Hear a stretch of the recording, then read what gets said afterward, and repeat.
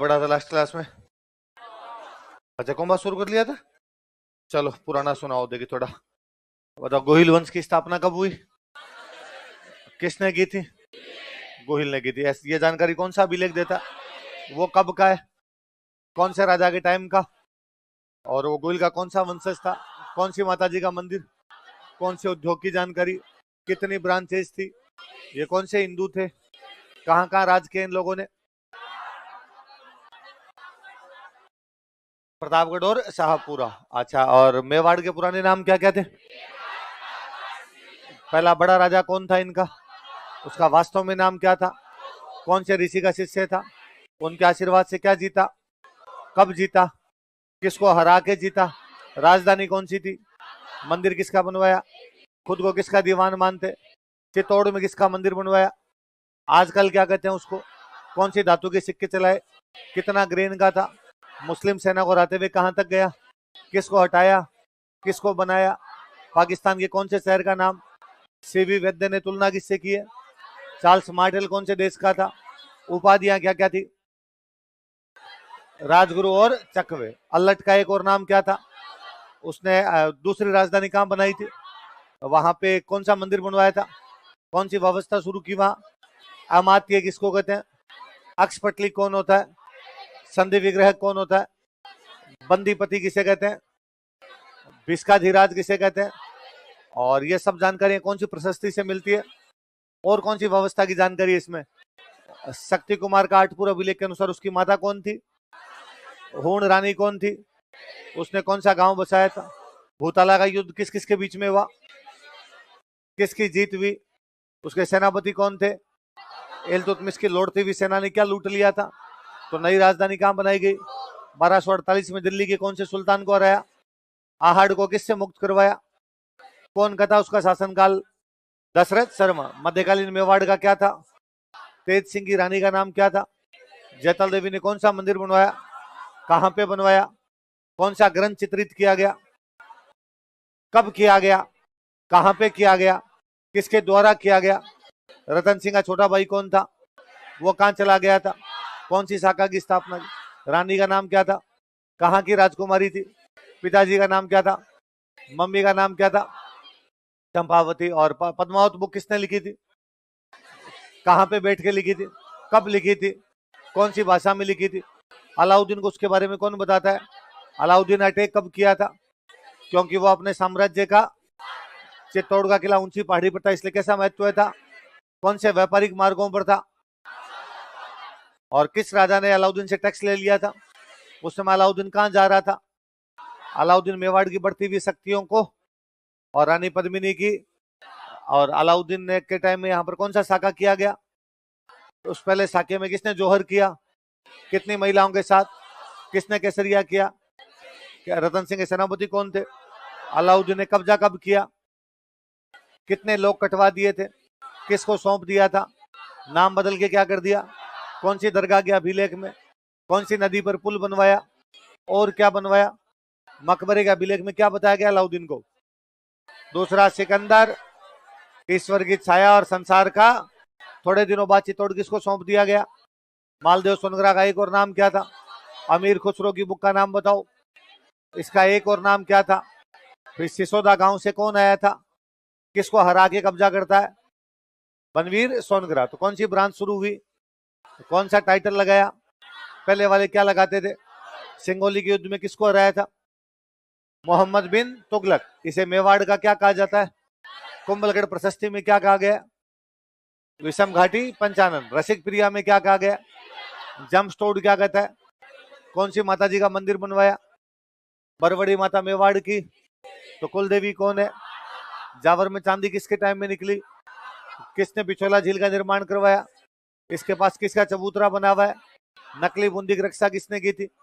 लाखा की शादी मारवाड़ की कौन सी राजकुमारी से भी? किसने कसम खाई कि वो राजा नहीं बनेगा बल्कि किसको बनाया जाएगा? हंसा भाई के बेटे को। इसलिए चुंडा क्या कहा जाता मेवाड़ का? मेवाड़ में कितने प्रकार के सामंत थे? प्रथम श्रेणी में कितने थे? उनको क्या कहा जाता है? उनमें सबसे मुख्य कौन था? वह राजा का क्या करता था? राजा के साथ सभी कागजों पर राजा की अनुपस्थिति में और हमेशा मेवाड़ की सेना का। द्वितीय श्रेणी में कितने सामंत थे? और तृतीय श्रेणी में कितने थे? उनको क्या कहा जाता था? सेना का अगला भाग क्या कहलाता है? सेना का पिछला भाग क्या कहलाता है? चुंडा को कौन सा ठिकाना दिया गया था? सलूम्बर दिया गया था। मोकल के पिताजी का नाम क्या था? मम्मी का नाम क्या था? संरक्षक कौन था? हंसाबाई का विश्वास कर्ण कहां चला गया था? मालवा का राजा कौन था? बाद में संरक्षक किसको बनाया गया? रामपुरा के युद्ध में मोकल ने किसको हराया? फिरोज खान कहां का राजा था? और बाद में गुजरात के कौन से राजा ने अटैक किया? कब किया था? मोकल कौन सी जगह पे रोकने के लिए गया था? वहां पर किसने मार दिया था? बाद में अहमद शाह का सामना किसने किया था? मोकल ने कौन से मंदिर का पुनर्निर्माण करवाया? यह मंदिर बनवाया किसने था? वो कहां का राजा था? पहले इस मंदिर को क्या कहते थे? चित्तौड़ में कौन सा मंदिर और बनवाया था? द्वारिकानाथ मंदिर के साथ और क्या बनवाया? कौन से मंदिर का परकोटा बनवाया? कौन सा तालाब बनवाया? कौन सी बावड़ी बनवाई? इसके अभिलेख में कहां से कहां तक के राजा है? अमीर से लेकर कुंभा के पिताजी का नाम क्या था? मम्मी का नाम क्या था? संरक्षक कौन था? और किसको मार के पिता की हत्या का बदला लिया? यह जानकारी हमें कहां से मिलती है?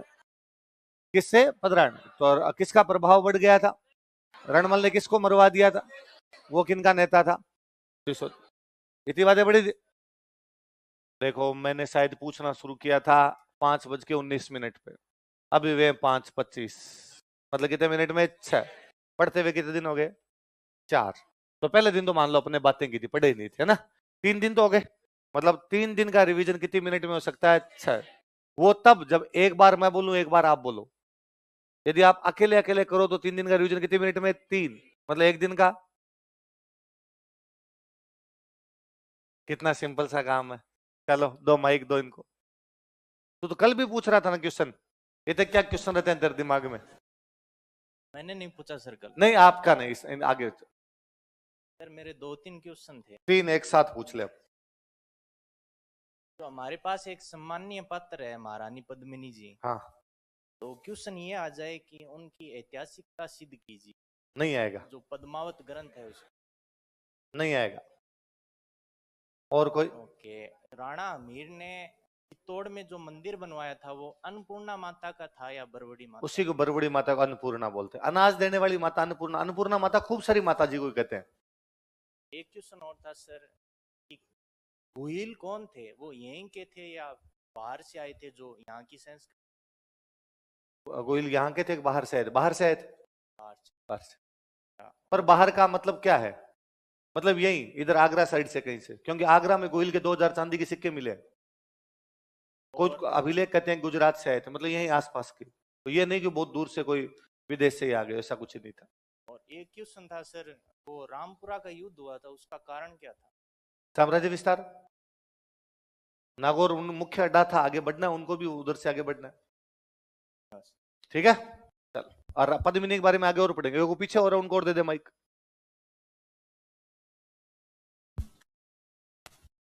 सर ये महाराणा और राणा दोनों उपाधि दोनों लगाओ, दोनों लगाओ। एक ही है ये दोनों? एक ही। ठीक है ठीक। हाँ हाँ दे दे। हाँ सर इनके अंदर जो दरबारी कवि और विद्वान हुए उनका नाम? किनके अंदर? मीर के समय नहीं वे। मोगल तो कौन वे? योगेश्वर भट्ट। और वो काम के नहीं अपने, उनके क्वेश्चन एग्जाम में नहीं आते। ठीक है ठीक। हाँ सर चुंडा को 4 जैकेट दी गई थी क्या? एक सलूम्बर, बाद में आगे उसके वंशजों को धीरे धीरे आगे मिलती रही थी। पढ़े? एक और दो भाई, लाल शर्ट बीच में कोई।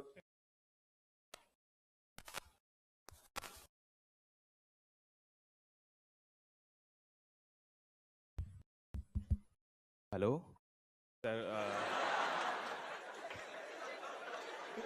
आपका अपना सांगानेर विधानसभा क्षेत्र से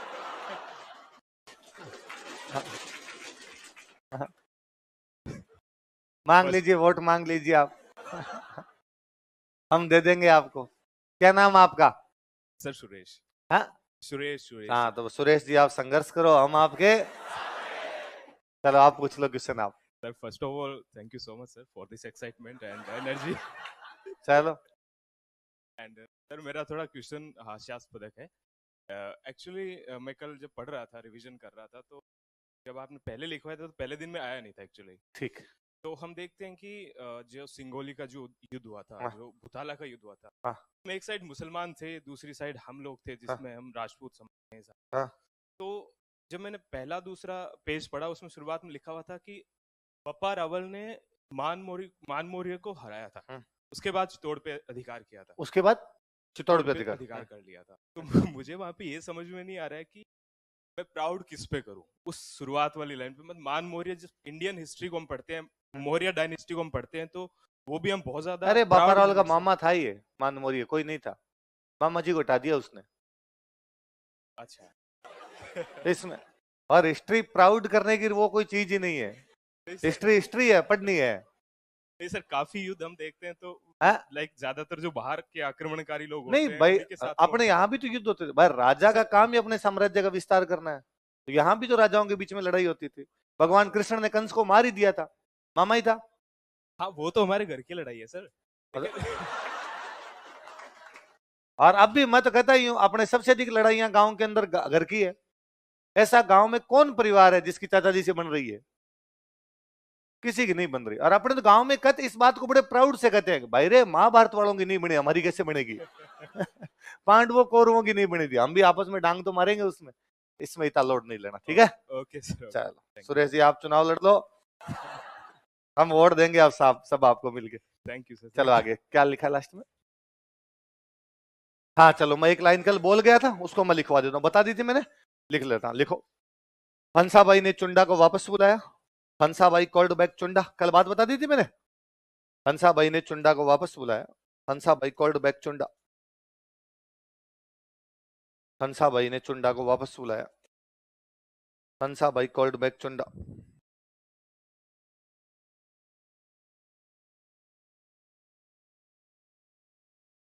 लाइन चेंज करके लिख लो। बहारमली की सहायता से रणमल को मार दिया गया था। बहारमली की सहायता से रणमल को मार दिया गया था। Ranmal was murdered with help of Baharmali. Baharmali की सहायता से रणमल को मार दिया गया था।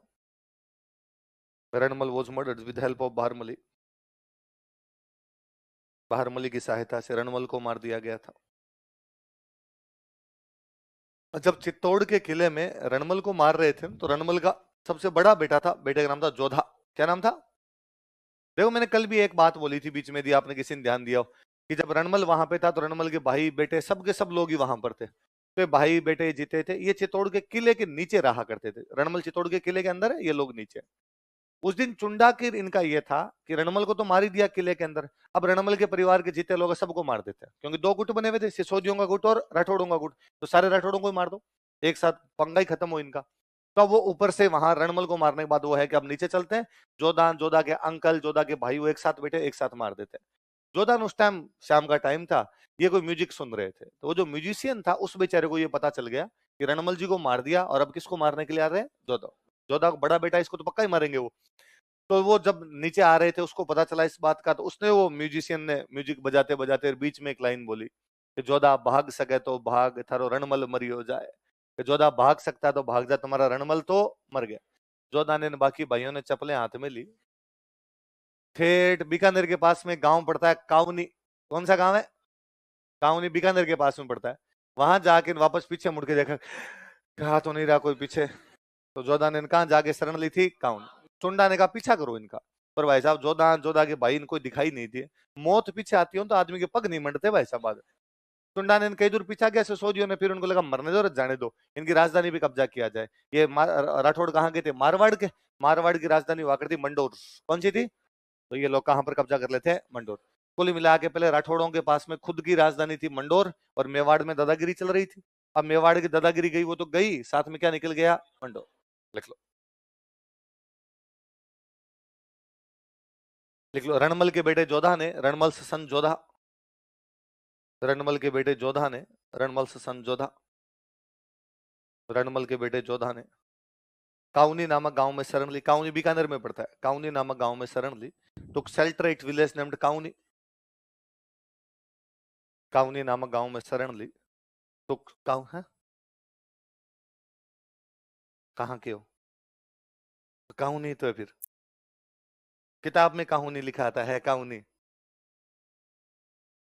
किताबों वाले कहानी लिख देते, तू बीकानेर की फिर तो तेरे को पूछना ही नहीं चाहिए। काउनी नामक गांव में शरण ली, टुक शेल्टर विलेज नेम्ड काउनी। कौन से गांव में शरण ली? काउनी नाम गांव। अब भाई उसके बाद में लाइन चेंज कर लीजिए। चुंडा ने राठौड़ों की राजधानी मंडोर पर अधिकार कर लिया। Chunda captured Rathores capital Mandore. चुंडा ने राठौड़ों की राजधानी मंडोर पर अधिकार कर लिया। Chunda captured Rathores capital Mandore. चुंडा ने राठौड़ों की राजधानी मंडोर पर अधिकार कर लिया। राठौड़ों का राज्य था मारवाड़ और मारवाड़ की राजधानी कौन सी हुआ करती? मंडोर। मंडोर पर अधिकार कर लिया। अब सिचुएशन यह है कि मारवाड़ की राजधानी कौन सी है? मंडोर। और मंडोर में आगे बैठ गए सिसोदिया। कौन आगे बैठ गए? सिसोदिया। और राठौड़ों को यहां से निकाल दिया भाई, राठौड़ बाहर है। अब जोधा अपनी सेना बनाए बाहर से, मंडोर पर अटैक करे, सिसोदिया कूट काट दे, वापस चला जाए। थोड़े दिनों बाद सेना वेना थोड़ी और इकट्ठी करके लाए, भाई भाई वापस हमला करे, कुछ लोग मर जाएं, वापस चले जाएं। ऐसे करते करते 15 साल बीत गए। कितने साल बीत गए? एक बार ऐसे किसी युद्ध के अंदर और जोधा घायल हुआ, बहुत भयंकर वाला, और घायल होने के बाद वापस जा रहा था। जब वापस जा रहा था तब रास्ते में प्यास लग गई। ये तो आप घायल हो, खून गिर रहा है आपका, प्यास लग गई, मारवाड़ का देश दूर दूर तक, ना बंदा ना बंदे दी जात, पानी कहां पियो। और जोधा को लगा कि युद्ध में मरे नहीं मरे, आज प्यास से पक्के पक्के मर जाएंगे अपने। इसलिए जोधा ने देखा कि दूर किसी एक खेत में कोई किसान की एक झोंपड़ी दिखाई दी, और उसको लगा यदि वहां पर झोंपड़ी है तो पक्का ना पक्का मिनक होगा, कोई ना कोई होगा तो अपने को खाना भी खिला देगा, सॉरी पानी भी पिला देगा अपने। तो जोधा अपने घोड़े को उधर लेके जाता झोंपड़ी की तरफ, लेकिन झोंपड़ी तक पहुंचते पहुंचते जोधा घोड़े पर ही घायल होकर गिर गया। घोड़ा ही बेचारा समझदार था, वो झोंपड़ी के आगे जाके खड़ा हो गया। जिस किसान का खेत था, वो किसान तो खेत में था नहीं, उसकी वाइफ थी घर पे। उसने बाहर आके देखा कि एक घोड़ा खड़ा है, घुड़सवार लथपथ पड़ा है। वो समझ गई बेचारी कोई घायल पानी पीने आया होगा, उसने नीचे उतारा, खींच के लेके गई साइड के अंदर, थोड़ा हवा हवा डाली, पानी के छींटे विंटे मारे तो थोड़ा होश आया। और उसने कहा पानी पिलाया, थोड़ी एनर्जी महसूस की, थैंक यू, मैं पानी पीने ही आपकी तरफ आ रहा था पर बेहोश हो गया पता नहीं कैसे। उसने कहा कोई नहीं, बैठ जा आराम से। बैठा गया इधर, थोड़ा बहुत पानी और पिया, थोड़ी एनर्जी महसूस हुई तो कहा ठीक है मैं चलता हूँ, आपने मेरी जान बचाई, बहुत अच्छा किया। उस महिला ने कहा भाई खाना खा के चले जाओ। और गांव का रिवाज अभी भी कहता है कि घर आया हुआ आदमी भूखा तो जाना, शहर वाले तो चालू है इस मामले में।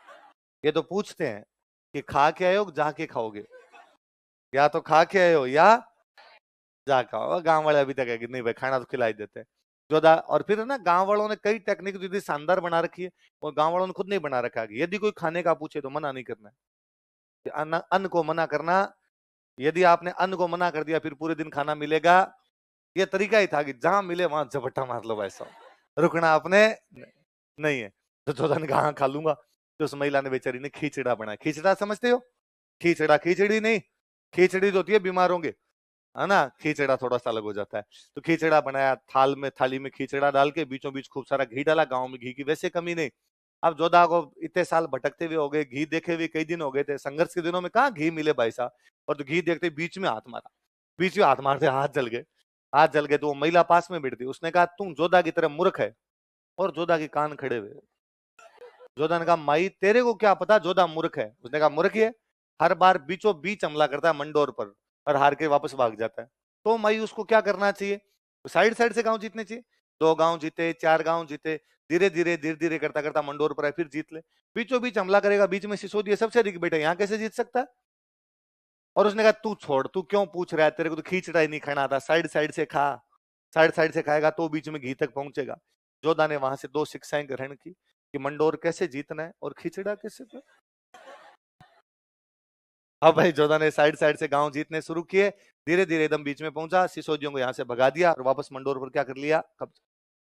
ये बात कुंभा को पता चली कि भाई जोधा ने वापस कहां पर कब्जा कर लिया है, मंडोर। कुंभा उधर सेना की तैयारी कर रहा है, तो जोधा ने अपनी बुआ के पास मैसेज किया, हंसा भाई बुआ लगते हैं, और कहा बुआ जी पहली बात तो मेरी कोई गलती नहीं थी, गलती जो भी रही होगी पापा की रही होगी, आपके साथ जो भी दुश्मनी रही, और यदि हमारी भी गलती थी तो 15 साल भुगत लिए, अब हमने कब्जा कर लिया है, और अब यदि कुंभा आएगा तो भी हम कब्जा छोड़ने वाले नहीं है। पर ये लड़ाई कितने साल तक चलानी है?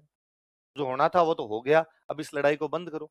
हंसा भाई भी समझ गई, उसने अपने पोते को कहा कि भाई अब जो भी है उसको लड़ाई झगड़े को बंद कर दो। तो कुंभा और जोधा आपस में संधि कर लेते हैं, आंवड़ बांवड़ की संधि। कौन सी कर लेते हैं? लिख लो, आंवड़ बांवड़ की संधि। आप लिखो, मैं समझा दूंगा।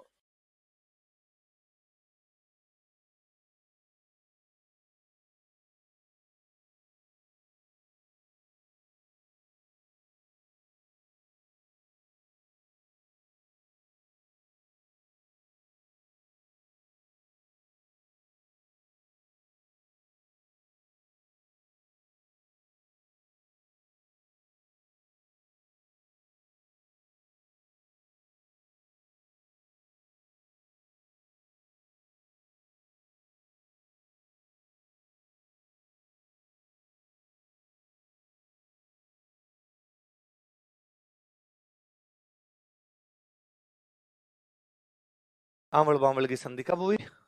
1453। किस किस के बीच में संधि में? एक आ गया भाई, इतने दिन तक कुंभा कहां का राजा? मेवाड़। और कब्जा कहां करेगा उसने? मारवाड़। लेकिन अब कहा भाई मारवाड़ दे दिया जाए जोधा को और मेवाड़ किसका रह जाए? कुंभा का। तो अब ये बाउंड्री कहां बनाई जाए? तो ये कहा गया कि जहां तक हरियाली है वहां तक तो मेवाड़, और जहां से रेगिस्तान शुरू हो जाता है वो क्या है? मारवाड़। तो मेवाड़ में एक हरे रंग की झाड़ी होती है, उस झाड़ी को बोलते हैं आंवल। क्या बोलते हैं?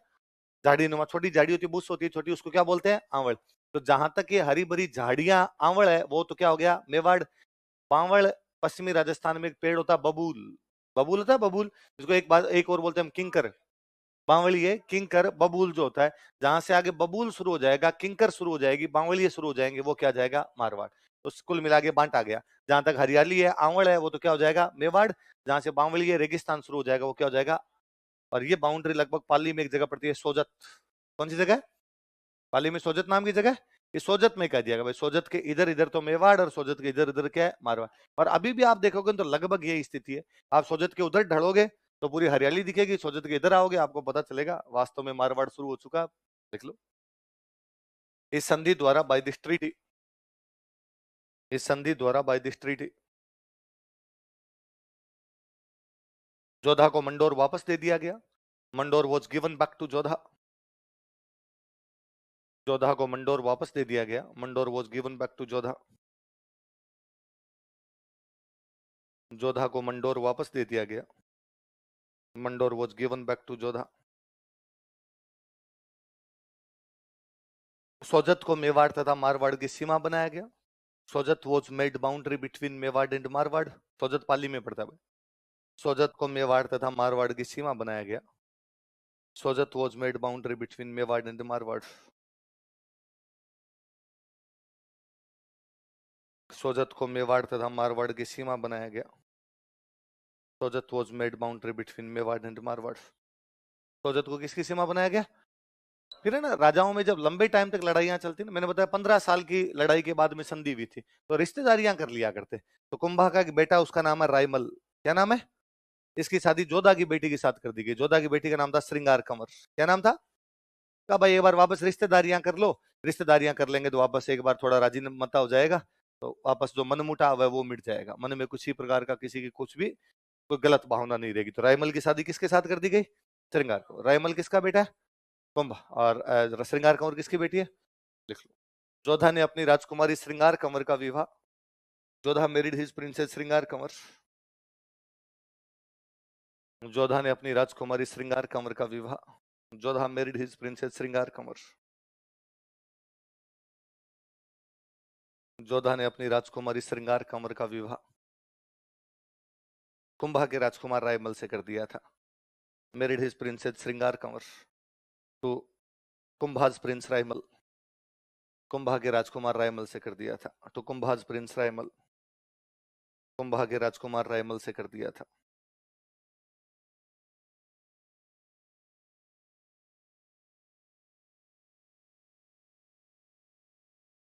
कुंभा के कौन से राजकुमार से? रायमल। कौन सी राजकुमारी का? श्रृंगार कंवर। श्रृंगार कंवर किसकी राजकुमारी? ये पूरा फ्लैशबैक है। पुरानी कहानी है कि मोकल की डेथ होती है झीलवाड़ा में।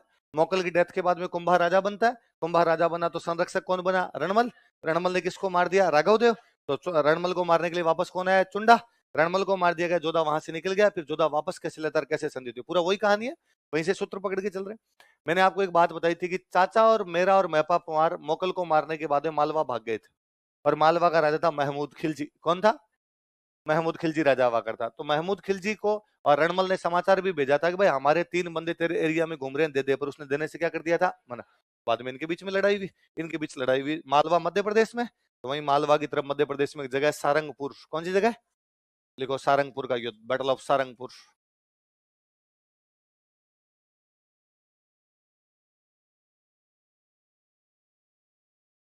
सारंगपुर मध्य प्रदेश में।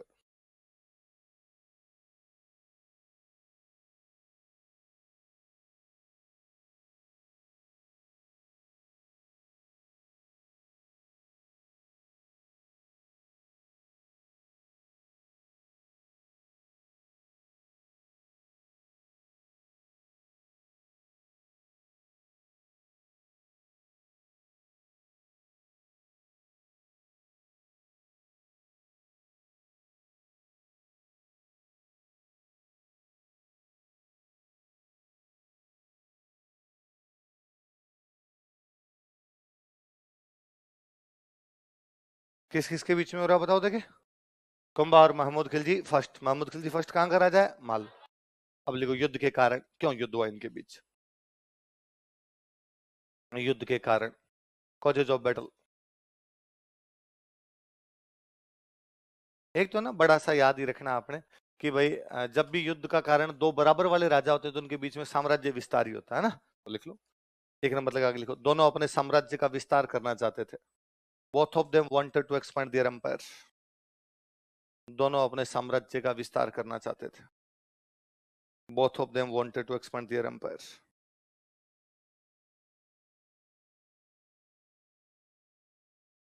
दोनों अपने साम्राज्य का विस्तार करना चाहते थे। Both of them wanted to expand their empire.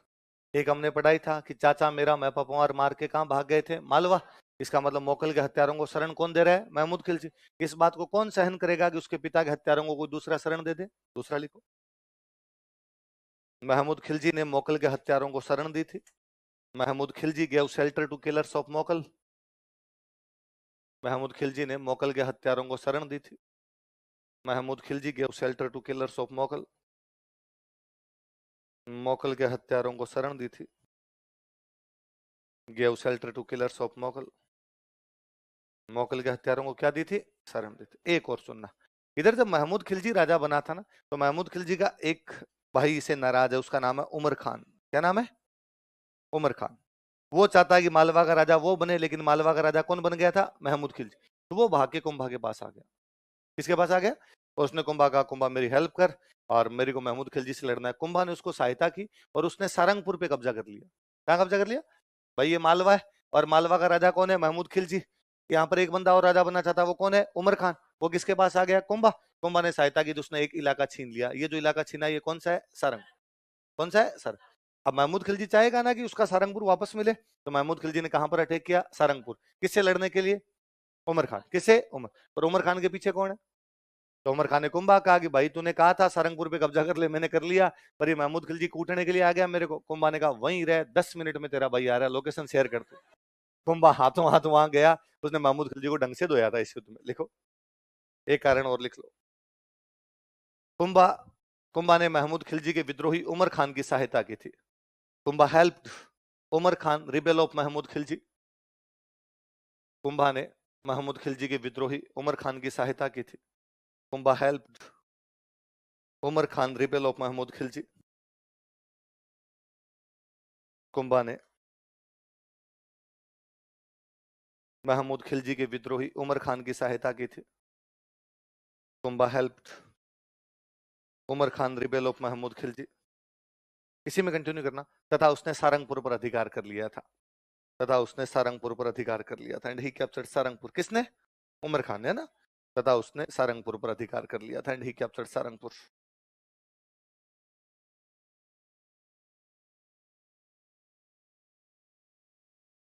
एक कारण तो यह है कि दोनों अपने साम्राज्य का विस्तार करना चाहते। एक यह है कि महमूद खिलजी ने मोकल के हत्यारों को शरण दे दी और कुंभा ने महमूद खिलजी के विद्रोही उमर खान की क्या कर दी? सहायता कर। और उमर खान ने कहां पर कब्जा कर लिया?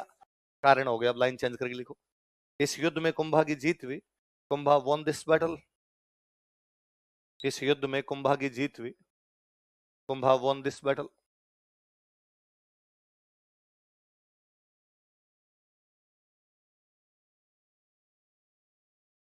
तथा इस जीत की याद में and in memory of this victory. तथा इस जीत की याद में and in memory of this victory. तथा इस जीत की याद में and in memory of this victory Chittor में विजय स्तंभ का निर्माण करवाया गया था। Victory tower was built at Chittor. Chittor में विजय स्तंभ का निर्माण करवाया गया था। विजय की याद में टावर बना दिया था, विजय स्तंभ। चित्तौड़ में विजय स्तंभ का निर्माण करवाया गया था। Victory tower was built at Chittor. Chittor में विजय स्तंभ का निर्माण करवाया गया था। Victory tower was built at Chittor. Chittor में किसका निर्माण करवाया गया? विजय स्तंभ का निर्माण करवाया गया। अब और सुन देखो, हम कल पढ़ रहे थे कि नागौर में एक राजा, उसका नाम है फिरोज खान। क्या नाम है? फिरोज खान जब मर गया तो उसके मरने के बाद में उसका बेटा राजा बनना चाहता है। बेटे का नाम है शम्स खान। क्या नाम है? शम्स खान फिरोज खान का बेटा है और कहां का राजा बनना चाहता है? नागौर। कहां का? नागौर। एक फिरोज खान का भाई है, उसका नाम है मुजाहिद खान। क्या नाम है? और ये कहता है मैं राजा बनूंगा। कुल मिला के चाचा भतीजे में लड़ाई है। कौन कौन चाचा भतीजा बताओ देखे? शम्स खान और मुजाहिद खान कहाँ का राजा बनना चाहते हैं? हेडिंग डालो, नागौर का उत्तराधिकार संघर्ष, succession struggle of Nagaur, Nagaur का उत्तराधिकार संघर्ष, सक्सेशन स्ट्रगल ऑफ नागौर,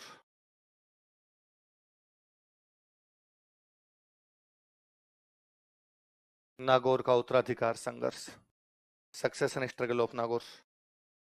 अब सुनना, देखो मेरी बात, कौन कौन लड़ रहे हैं नागौर में राजा बनने के लिए? शम्स खान और मुजाहिद। भाई इसमें मुजाहिद खान जीत गया और वो बन गया राजा, उसने अपने भतीजे शम्स खान को कूट पीट के निकाल दिया।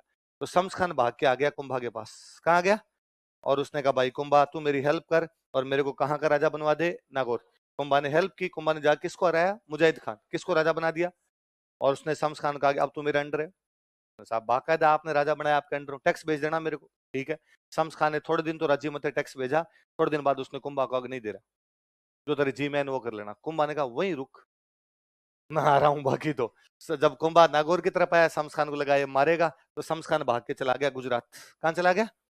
गुजरात का राजा हुआ करता उन दिनों में कुतुबुद्दीन शाह। कौन था? कुतुबुद्दीन शाह कहां का राजा? गुजरात। और कुतुबुद्दीन शाह ने पूछा कि और भाई शम्स खान कैसे है? उसने कहा बस यूं ही वॉकिंग करता करता ही आ गया था, मत क्या समाचार है? तो शम्स खान ने कहा कि यार एक काम था तेरे से। बता क्या काम था? कि मैं मेरी बेटी की शादी तेरे साथ करना चाहता हूँ, क्या तू तैयार है? कुतुबुद्दीन शाह ने कहा हो आज ही कर दे बोले। तो शम्स खान ने अपनी बेटी का ब्याह किससे किया? कुतुबुद्दीन शाह। कुतुबुद्दीन शाह कहाँ का राजा है? अब कुतुबुद्दीन शाह का शम्स खान ससुर बन गया। उसने पूछा और ससुर जी मेरे लायक कोई सेवा हो तो बताओ। तो अब शम्स खान रोया जोर जोर से, मतलब बेटी विदाई में कम रोई, शम्स खान रोया ढहा ढहा करके रोया। पूछा कुतुबुद्दीन शाह ने, हुआ अरे ससुर जी बात तो क्या हुआ? आगे मुझे कुंभा ने पीटा। क्यों पीटा? ऐसे ऐसे बात हुई उस बात पे। कुतुबुद्दीन शाह नया नया जवाई बना, तो उसने कहा अच्छा कुंभा की त्यों का चलो मेरे साथ। तो कुतुबुद्दीन शम्स खान का मत थोड़ा पीछे रहूंगा, आगे आगे आपको रहना पड़ेगा। तो दोनों कौन आए मिलके? कुतुबुद्दीन शाह और शम्स खान। किसको हराने के लिए? कुंभा ने दोनों को पीटा। तो इस बार ससुर जमाई दोनों साइड में मुंह कर करके चले एक दूसरे की तरफ। तो कहते बेइज्जती होगी ना एक दूसरे के सामने। लिखो, कुंभा ने मुजाहिद खान के खिलाफ शम्स खान की सहायता की थी। कुंभा हेल्प शम्स खान अगेंस्ट मुजाहिद खान। कुंभा ने मुजाहिद खान के खिलाफ शम्स खान की सहायता की थी। कुंभा हेल्प शम्स खान अगेंस्ट मुजाहिद खान। कुंभा ने मुजाहिद खान के खिलाफ शम्स खान की सहायता की थी। कुंभा हेल्प शम्स खान अगेंस्ट मुजाहिद खान। मुजाहिद खान के खिलाफ शम्स खान की सहायता की थी, हेल्प शम्स खान अगेंस्ट मुजाहिद खान। लेकिन थोड़े समय पश्चात, बट आफ्टर सम टाइम, लेकिन थोड़े समय पश्चात बट आफ्टर सम टाइम, लेकिन थोड़े समय पश्चात बट आफ्टर सम टाइम, वह कुंभा के खिलाफ विद्रोह कर देता है। ही रिवोल्टेड अगेंस्ट कुंभा। वह कुंभा के खिलाफ विद्रोह कर देता है। ही रिवोल्टेड अगेंस्ट कुंभा। वह कुंभा के खिलाफ विद्रोह कर देता है। ही रिवोल्टेड अगेंस्ट कुंभा। तथा गुजरात के कुतुबुद्दीन शाह के पास चला जाता है एंड अप्रोच्ड कुतुबुद्दीन शाह गुजरात। किसको अप्रोच करता है? कुतुबुद्दीन शाह। And approached Qutbuddin Shah Gujarat. तथा गुजरात के कुतुबुद्दीन शाह के पास चला जाता है। तथा गुजरात के कुतुबुद्दीन शाह के पास चला जाता है एंड अप्रोच्ड कुतुबुद्दीन शाह गुजरात। गुजरात के कुतुबुद्दीन शाह के पास चला जाता है। लाइन चेंज करके लिखो। कुंभा ने शम्स खान तथा कुतुबुद्दीन शाह दोनों को हरा दिया। Kumbha defeated both Shams Khan and Qutbuddin Shah. Kumbha ने शम्स खान तथा कुतुबुद्दीन शाह दोनों को हरा दिया। Kumbha defeated both Shams Khan and Qutbuddin Shah. Qutbuddin Shah कहां का राजा? गुजरात। अब कोई पूछेगा आपसे सवाल प्री में कि कुंभा का गुजरात वालों से लड़ाई कौन सी रियासत को लेके थी? नागौर। किसको लेके थी? नागौर के चक्कर में पंगा हो गया था उसका गुजरात वालों से। अब उत्तर भारत में अपने 4 बड़ी रियासतें हुआ करती। एक थी दिल्ली, एक थी मालवा, एक थी गुजरात, एक थी मेवाड़। कौन कौन सी 4? दिल्ली, मालवा, गुजरात, मेवाड़। दिल्ली इस टाइम बड़ी कमजोर थी। दिल्ली वाले राजाओं की तो चलती नहीं थी उस समय। यूं आप इंडियन हिस्ट्री पढ़ोगे तो पढ़ोगे कि दिल्ली की राजा की दिल्ली से पालम तक चलती थी। कहां से कहां तक चलती? दिल्ली से पालम। दिल्ली से पालम का मतलब है जयपुर से सांगानेर। दिल्ली के बाहर एक गांव, उस गांव का नाम क्या है? पालम। तो बस एक गांव तक ही चलती है, उनकी ज्यादा दूर तक चलती। तो दिल्ली तो कमजोर हो रखी है। तो 3 बड़ी रियासतें बची। कौन कौन सी? मेवाड़, मालवा, कुंभा मेवाड़ का राजा है, पहले उसने किसको हराया? मालवा वालों को। अब उसने किसको हरा दिया? गुजरात। तो मालवा गुजरात वालों को लगा कि अलग अलग कुंभा से लड़ेंगे तो पार पड़ेगी, तो मालवा गुजरात वाले आपस में संधि कर लेते कि महमूद खिलजी पहले हार के गया था, अब कौन हार के जा रहा है? कुतुबुद्दीन शाह। तो महमूद खिलजी को पता चला कि कुतुबुद्दीन शाह हार के जा रहा है, तो वो कुतुबुद्दीन शाह के पास आ गया। उसने कहा भाई और सुना क्या बात है? और कुतुबुद्दीन शाह ने कहा पीटा कुंभा ने भयंकर वाला। महमूद खिलजी रोया, उसने कहा मी टू, थोड़े दिन पहले मेरे को पीट दिया था। जिन लोगों के दुख एक जैसे होते हैं वो अच्छे दोस्त होते हैं, जिनके दुख एक जैसे होते हैं वो क्या होते हैं? अच्छे दोस्त होते हैं। तो इन दोनों के बीच में संधि हुई। गुजरात में एक जगह पड़ती है चांपानेर। कौन सी जगह? लिखो, चांपानेर की संधि।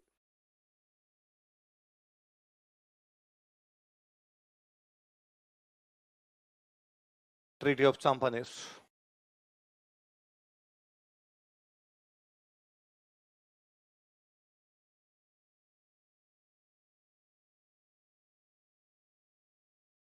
कौन कौन सी रियासतों के बीच में हो रही है?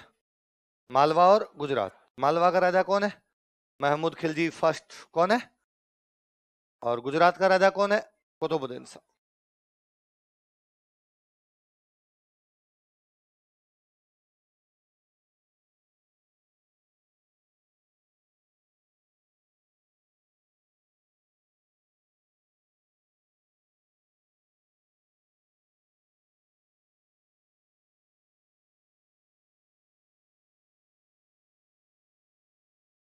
कौन सी संधि भी बताओ देखिए?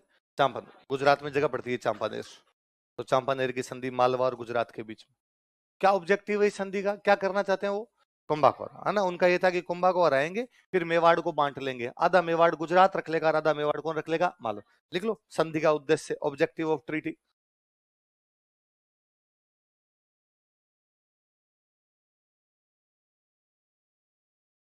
संधि का उद्देश्य, ऑब्जेक्टिव ऑफ ट्रीटी। कुंभा को हराकर मेवाड़ का विभाजन करना चाहते थे। They wanted to divide Mewar by defeating Kumbha. Kumbha को हराकर मेवाड़ का विभाजन करना चाहते थे। They wanted to divide Mewar by defeating Kumbha. Kumbha को हराकर मेवाड़ का विभाजन करना चाहते थे। They wanted to divide Mewar by defeating Kumbha. अब भाई दोनों मिल के इस बार इधर भीलवाड़ा में एक जगह पड़ती है बदनौर। कौन सी जगह? लिखो बदनौर का युद्ध।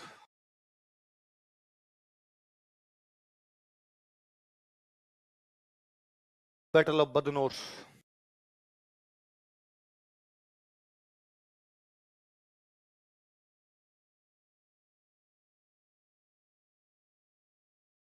बदनौर का युद्ध। दोनों की मिली जुली सेनाएं आई, कुंभा ने दोनों को एक साथ कूट दिया इस बार। लिखो, कुंभा ने मालवा तथा गुजरात की संयुक्त सेना को हराया। Kumbha defeated joint military of Malwa and Gujarat. Kumbha ने मालवा तथा गुजरात की संयुक्त सेना को हराया। Kumbha defeated joint military of Malwa and Gujarat. Kumbha ने मालवा तथा गुजरात की संयुक्त सेना को हराया। Kumbha defeated joint military of Malwa and Gujarat. Malwa तथा गुजरात की संयुक्त सेना को हराया। आज देखो ये मेवाड़, मेवाड़ के साइड में इधर आपका पड़ता है गुजरात। कौन सा था? गुजरात। मेवाड़ गुजरात के बीच में एक अपने छोटी सी रियासत और थी, सिरोही। कौन सी रियासत है? सिरोही। और सिरोही का जो राजा उसका नाम है सहसमल देवड़ा। क्या नाम है? कहां का राजा? सहसमल देवड़ा, सिरोही का राजा। सिरोही कौन कौन सी दो बड़ी रियासतों के बीच की एक छोटी सी रियासत है। कुंभा साम्राज्यवादी राजा है। कुंभा ने सिरोही के थोड़े हिस्से दबा लिए थे, तो कुंभा सिरोही की तरफ अपने साम्राज्य का क्या कर रहा है? विस्तार। तो सहसमल देवड़ा किससे परेशान है? कुंभा से। उधर गुजरात का राजा कौन है? कुतुबुद्दीन शाह। कुतुबुद्दीन शाह किस पर हमला करने के लिए जा रहा है? कुंभा। उसने सहसमल देवड़ा से पूछा कि सहसमल देवड़ा, मैं कुंभा से लड़ने के लिए जा रहा हूँ, तू बता मेरा साथ देगा कुंभा का साथ देगा? सहसमल देवड़ा ने दिमाग लगाया, यार कुंभा वैसे ही अपने पर आक्रमण करता रहता है, तो अपने किसका साथ दे देना चाहिए? सहसमल देवड़ा, सॉरी इसका कुतुबुद्दीन शाह का। क्योंकि यदि अपने कुतुबुद्दीन शाह का साथ देंगे तो इस बार कुतुबुद्दीन शाह और महमूद खिलजी मिलकर कुंभा को तो मार देंगे, तो कुंभा वाला खतरा तो समाप्त हो जाएगा। पर जो छोटी रियासतें होती है उनको दोनों तरफ से डर लगता है, भाई इधर से कुंभा आ रहा है तो इधर से कुतुबुद्दीन शाह भी तो आ सकता है। पर कुतुबुद्दीन शाह की अपने सहायता करेंगे तो ये अपने क्या बन जाएगा? दोस्त। एक साइड वाला दोस्त बन जाएगा, एक साइड वाला क्या हो जाएगा? खत्म। तो अपने सेफ रह जाएंगे बीच में। तो उसने किसका साथ दिया? कुतुबुद्दीन शाह। पर कुतुबुद्दीन शाह तो खुद ही हार गया। जब कुतुबुद्दीन शाह हार के चला गया तो कुंभा ने पूछा कि अरे वो इस बार कुतुबुद्दीन शाह उधर से आ रहा था, बीच में चाय नाश्ते का प्रबंध किसने किया था रे? पता चला साहब सिरोही के कौन से राजा ने किया? कुंभा ने जाके इस बार किसको कूटा? देखो, कुंभा ने सिरोही के सहसमल देवड़ा को भी हराया था। Kumbha also defeated Sahasmal Deora of Sirohi. Kumbha ने सिरोही के सहसमल देवड़ा को भी हराया था। Kumbha also defeated Sahasmal Deora of Sirohi. Sirohi के सहसमल देवड़ा को भी हराया था। Kumbha also defeated Sahasmal Deora of Sirohi. Sirohi के सहसमल देवड़ा को भी हराया था। Also defeated Sahasmal Deora of Sirohi. ये कुंभा की राजनीतिक बातें हैं सारी। उसने किससे लड़ाई की थी, किसे जीता था, किससे हारा था, कौन उसके खिलाफ था, कौन संधियां कर रहा है, किससे वो संधियां कर रहा है, वही सारी बातें। राजा का एक पोर्शन होता है राजनीतिक, है क्या हो सकता है उसका? सांस्कृतिक। लिखो, सांस्कृतिक उपलब्धियां, कल्चरल अचीवमेंट्स।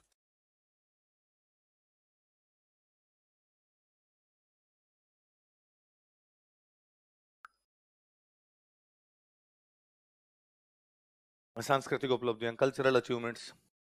और याद रखने वाली बातें यही है। युद्ध बस पढ़ने पड़ते हैं, कि नहीं पढ़े तो अपने लगता है यार राजा पढ़ा, अपने पढ़ा ही नहीं। बाकी युद्धों के सवाल आने तो अब क्या हो चुके हैं, है ना। मेंस में जरूर कई बार काम आ सकता है कि कुंभा भी बड़ा सवाल आए तो अपने को दोनों बातें लिखनी पड़ती है, तो अपने वो सोच के पढ़ लेते हैं। बाकी राजाओं की हमेशा क्या महत्वपूर्ण ज्यादा होती है ना। और इसका तो मैं एक एग्जाम्पल दूं कि ट्रेंड चेंज होता है जी। आज के कई साल पहले, आज के 20-22 साल पहले की आप एनसीईआरटी की किताबें उठा के देखिए, उन एनसीईआरटी किताबों में मिलेगा कि अशोक अपने 99 भाइयों को मारकर राजा बना था। अशोक की एक रानी ये थी, उसका बेटा ये था, एक रानी ये थी, उसका बेटा ये था, एक रानी ये थी, उसके एक बेटा था, एक बेटी थी। मतलब ये भी नाम मिलते हैं। रानियां कौन कौन है और उनके टाबर कौन कौन है, ये भी नाम दे रखे हैं। और ये भी लोग याद करते हैं, और ये भी एग्जाम के अंदर पूछे जाते हैं कि कौन सी रानी का कौन सा बेटा हुआ करता था। आप अभी नई एनसीईआरटी उठा के देखिए, पूरी किताब छान मारेंगे, राजा का नाम ही नहीं है। युद्ध छोड़िए, राजाओं के नाम नहीं है, सीधा लिख रखा उन्होंने, एक मौर्य राजा के समय ऐसा हुआ था। क्यों करने हैं नाम याद? उस समय कोई महत्वपूर्ण घटना हो जिससे आने वाले समय पर प्रभाव पड़ा हो तो पढ़ लिया जाए, वरना उसको पढ़ने की आवश्यकता तो बहुत कम, इक्का दुक्का जगह कोई नाम आ जाएगा, बाकी इस प्रकार की कोई भी बातें नहीं। तो उसमें मुझे एक चैप्टर बहुत अच्छा लगता है, 7th क्लास का एक चैप्टर, 6 या 7th का एक चैप्टर, 6 में शायद। इसमें चैप्टर की शुरुआत में लिखा हुआ कि एक दिन अरविंद स्कूल से घर आया। उसने घर आकर अपनी मम्मी को कहा कि मम्मी, हमारे स्कूल में एनुअल फंक्शन है, एनुअल फंक्शन में हम एक ड्रामा प्ले करेंगे, उस ड्रामा में मैं राजा का रोल करूंगा। मम्मी बड़ी राजी हुई और मम्मी सोचने लगी कि जब मेरा अरविंद राजा बनकर मंच पर खड़ा होगा तो कड़कती हुई मूछों और फड़कती हुई तलवार में कितना सुंदर लगेगा।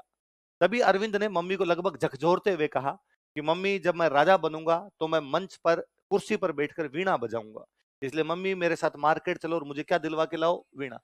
मम्मी सोच में पड़ गई कि आखिर ऐसा कौन राजा था जो उस समय वीणा बजाया करता था। आओ बच्चों, हमें तुम आज हम तुम्हें समुद्रगुप्त की कहानी सुनाएं।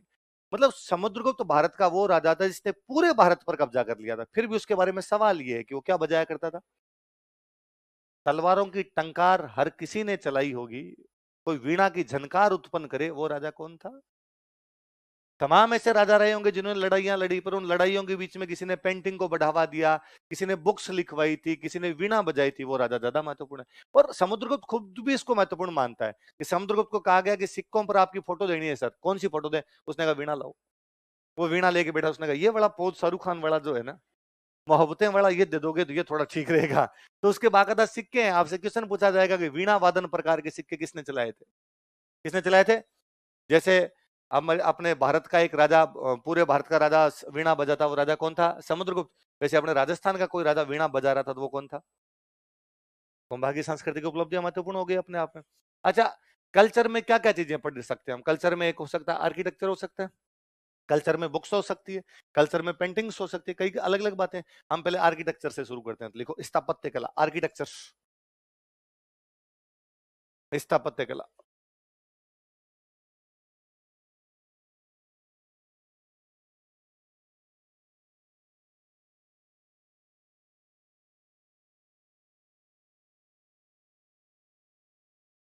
और कुंभा को तो अपने राजस्थान की स्थापत्य कला का पिता ही कहा जाता है, कि सबसे अधिक उस समय किसी ने विकास करवाया था स्थापत्य कला का, तो किसने करवाया था?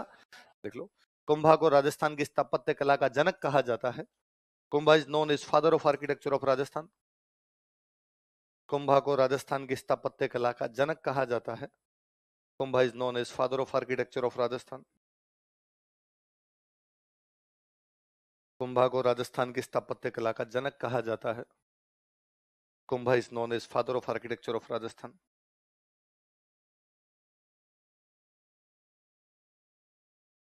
राजस्थान की स्थापत्य कला क्या कहा जाता है? अब स्थापत्य कला में क्या क्या करवाया? एक अभी थोड़ी देर पहले हमने पढ़ा कि सारंगपुर का युद्ध जीतने के बाद उसने चित्तौड़ में क्या बनवाया था? विजय। हेडिंग डालिए, विजय स्तंभ, विक्ट्री टावर।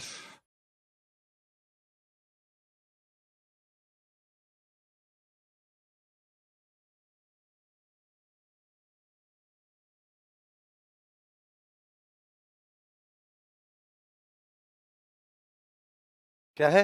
विजय स्तंभ। अब मेरी देखो एक बात सुनो, मैं आपसे पूछ लूंगा यार इसका नाम विजय स्तंभ क्यों है, तो आप क्या बताओगे मेरे को?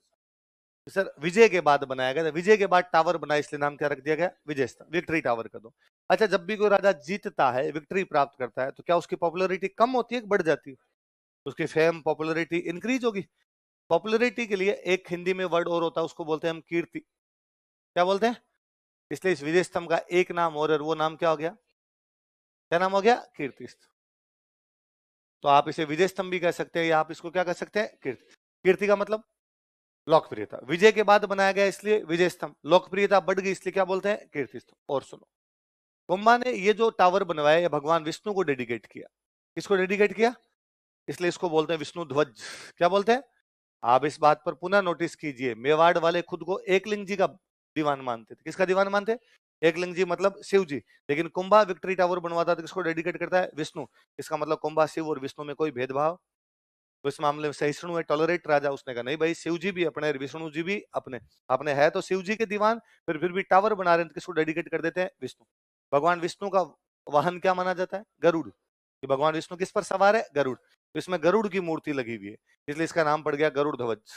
क्या नाम पड़ गया? क्यों नाम है इसका गरुड़ ध्वज?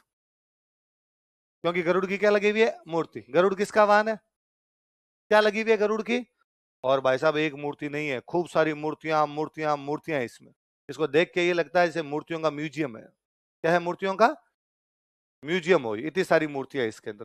म्यूजियम के लिए अपने हिंदी में एक वर्ड होता है अजायब घर। क्या होता है? तो हम इसको क्या कह सकते हैं? मूर्तियों का अजायब घर या मूर्तियों का म्यूजियम कह सकते हैं। और मूर्तियां भी सब प्रकार की, भारत में जितनी प्रकार की मूर्तियां हो सकती है उन सब प्रकार की मूर्तियां यहाँ पर लगाई गई। तो जब खूब सारी कोई चीज होती है तब अपने उसको बोलते हैं एनसाइक्लोपीडिया। क्या बोलते हैं? अपना कोई दोस्त होता है, अपने दोस्त के पास में ज्ञान ज्यादा हो तो अपने कहते हैं यार ये तो क्या है, अपने आप के अंदर ही एनसाइक्लोपीडिया। वैसे उस समय जितनी मूर्तियां थी वो सारी की सारी वहां पर पड़ी है, इसलिए वो मूर्तियों का क्या है? एनसाइक्लोपीडिया। एनसाइक्लोपीडिया के लिए हिंदी में क्या वर्ड होता है? तो इस विजय स्तंभ को विजय के बाद बनाया गया, इसलिए क्या बोलते हैं? लोकप्रियता बढ़ गई इसलिए, भगवान विष्णु को डेडिकेट है इसलिए, भगवान विष्णु का वाहन गरुड़ है इसलिए, मूर्तियां मूर्तियां लगी हुई इसलिए, सब प्रकार की मूर्तियां लगी हुई इसलिए। तो विजय स्तंभ के और क्या क्या नाम हो गए बताओ? विष्णु ध्वज, गरुड़ ध्वज, मूर्तियों का अजायब घर, भारतीय मूर्ति कला का। किसके नाम है सारे? लिख लो अन्य नाम।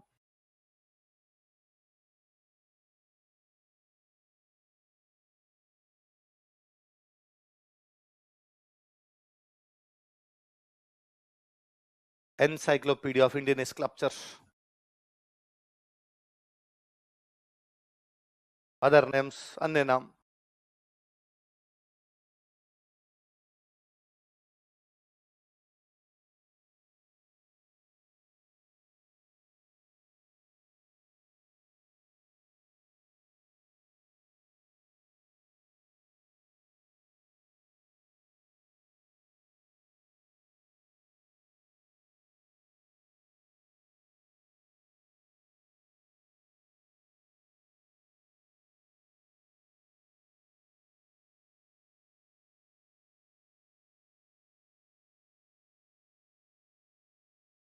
क्या क्या नाम एक बार वापस बोल दो देखिए। विजय स्तंभ, कीर्ति स्तंभ, विष्णु ध्वज, गरुड़ ध्वज, मूर्तियों का अजायब घर, भारतीय मूर्ति कला का। अब कोई आपसे सवाल पूछेगा, कुंभा ने सारंगपुर युद्ध में जीत के बाद विजय स्तंभ का निर्माण करवाया, वह कौन से देवता को समर्पित किया गया है? किसको डेडिकेट किया गया है? विष्णु। विष्णु भगवान को। अब और सुनो, इसकी जो हाइट है ना वो है 122 फीट। कितनी है? और इसकी जो विड्थ है ना वो है 30 फीट। ऊंचाई कितनी है? 122 फीट। चौड़ाई कितनी है? 30 फीट। लिख लो, ऊंचाई 122 फीट, हाइट 122 फीट, चौड़ाई 30 फीट। हाइट और विड्थ, ऊंचाई और चौड़ाई। ऊंचाई कितनी है? 122 फीट। चौड़ाई कितनी है? 30 फीट। किसकी? विजय स्तंभ। किसकी है? विजय स्तंभ। और सुनो देखो, ये 9 मंजिल का है। कितने मंजिल का है? आपने इसमें पढ़ा, इसमें मूर्तियां मूर्तियां लगी हुई है, इसलिए इसको क्या कहा जाता है? मूर्तियों का अजायब घर और भारतीय मूर्तिकला का विश्व। पर इसकी 8वीं मंजिल ऐसी है जिसमें कोई भी मूर्ति, तो कोई पूछे कौन सी मंजिल में मूर्ति नहीं है, तो कौन सी में? 8वीं। टोटल मंजिलें कितनी? इसकी जो 5वीं मंजिल है ना, उसमें इसके वास्तुकारों की मूर्तियां हैं। किसकी मूर्तियां? वास्तुकार, समझ गए? आर्किटेक्ट जो इसको बनाने वाले थे। और इसके जो आर्किटेक्ट थे उनके नाम है जेता। जेता पिताजी का नाम था। उसके 3 बेटे थे, पुंजा, पोमा और नापा।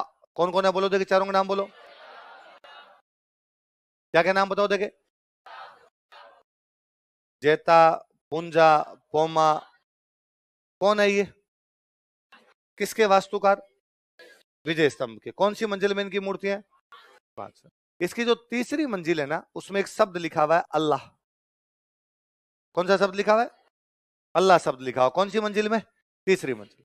ये लिखा हुआ है 9 बार। कितनी बार लिखा हुआ है? और ये लिखा हुआ है अरबी भाषा में। कौन सी भाषा में? मुसलमानों की जो धार्मिक भाषा थी वो भाषा कौन सी है? अरबी। तो अरबी भाषा में क्या लिखा हुआ है? अल्लाह। कितनी बार? कौन से मंजिल पे? अच्छा, ये क्यों लिख दिया गया भाई इस प्रकार के शब्द? ये लिखवाने के पीछे एक रीजन ये था कि जब भी कोई मुसलमान राजा अटैक करते तो मूर्तियां तोड़ा करते थे कि इस्लाम ये मानता है कि मूर्ति पूजा करनी नहीं चाहिए। उन दिनों खूब सारी मूर्तियां टूट रही थी। कुंभा पूरी मूर्तियां लगा देता है। तो कहीं ना कहीं राजा के दिमाग में थी, खुदा ना खास्ता अगली पीढ़ियां क्या पला कोई आक्रमण को संभाल पाए, नहीं संभाल पाए। इसके अंदर यदि अल्लाह लिखा होगा तो मुस्लिम आक्रमणकारी जल्दी से तोड़ेंगे नहीं। पर हालांकि आक्रमणकारी ने अंदर आके देखा ही नहीं, बाहर से ही तोड़ गया। तो बाहर वाली सारी मूर्तियां खंडित की हुई है। पर अपने याद रखने वाली बात है, कितनी मंजिल है, किसमें मूर्ति नहीं, किसमें वास्तुकारों की मूर्तियां, क्या क्या नाम थे उनके, किसमें अल्लाह लिखा हुआ है, कितनी बार, कौन सी भाषा में? लिखवा दूं? लिखो लिखो। यह एक 9 मंजिला इमारत है। It is a 9 floor building. यह एक 9 मंजिला इमारत है। It is a 9 floor building. यह एक 9 मंजिला इमारत है। It is a 9 floor building. कितने मंजिल की इमारत है? 9 मंजिला इमारत है।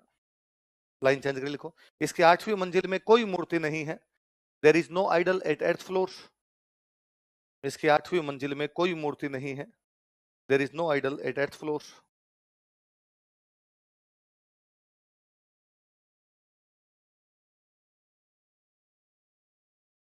इसकी 8वीं मंजिल में कोई मूर्ति नहीं। अगला लिखो। इसकी 5वीं मंजिल में वास्तुकारों की मूर्तियां हैं। Idols of architects are located at 5th floor. इसकी 5वीं मंजिल में वास्तुकारों की मूर्तियां हैं। Idols of architects are located at 5th floor. इसकी 5वीं मंजिल में वास्तुकारों की मूर्तियां हैं। Idols of architects were located at 5th floor. नाम लिख लो, वास्तुकारों के नाम लिख लो, कौन कौन थे, क्या क्या नाम है बोलो देखे। जेता, पुंजा, पोमा, नापा। जेता इनके पापा है, 3 बेटे उनके, पुंजा, पोमा और नापा।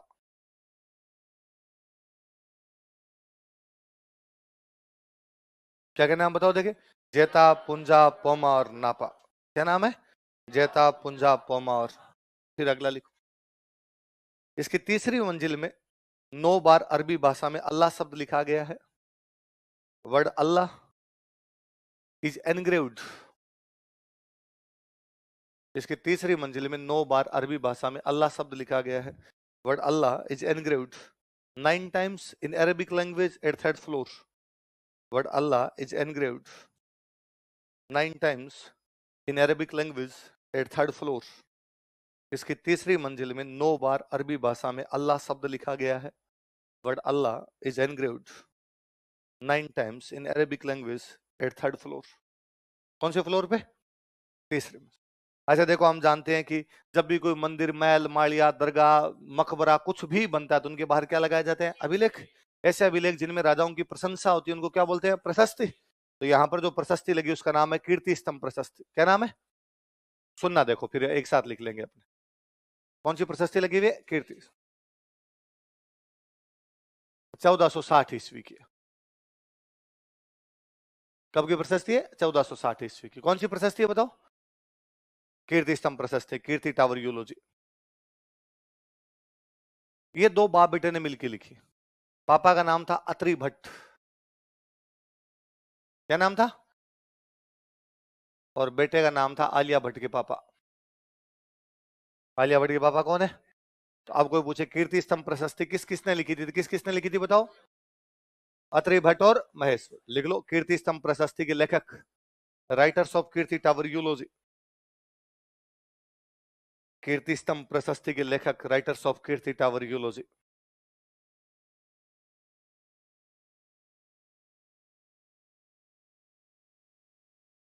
कीर्ति स्तंभ प्रशस्ति के लेखक, writers of Kirti tower यूलॉजी।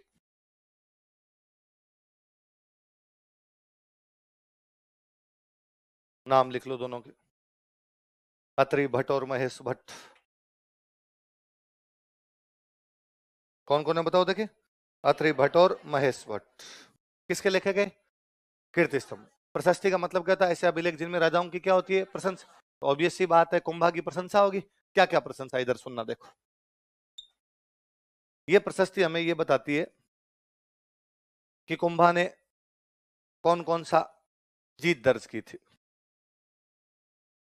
Kumbha ने कौन कौन सी किताबें लिखी थी, कुंभा ने कौन कौन सी बिल्डिंग्स बनवाई थी, और कुंभा ने क्या क्या उपाधियां धारण की थी। क्या क्या जानकारी है बताओ देखिए? कुंभा की विक्ट्री, कुंभा का लिटरेचर, कुंभा का कंस्ट्रक्शंस और कुंभा की टाइटल्स। अब कोई पूछे कुंभा की विजय, साहित्य, निर्माण कार्य, उपाधियों की जानकारी कहां से मिलती है? मुझे याद एक बार सवाल पूछ लिया था, कुंभा के लेखन पर प्रकाश डालने वाले अभिलेख का नाम बताइए। कीर्ति स्तंभ प्रशस्ति। आगे बात समझे? लेखन, लेखन का मतलब क्या होगा? साहित्य, लिटरेचर, अभिलेख, प्रशस्ति एक ही बात होगी। लिख लो, इस प्रशस्ति से, दिस यूलॉजी, इस प्रशस्ति से, दिस यूलॉजी, इस प्रशस्ति से, दिस यूलॉजी, कुंभा के विजय, साहित्य, निर्माण कार्य तथा उपाधियों की जानकारी मिलती है।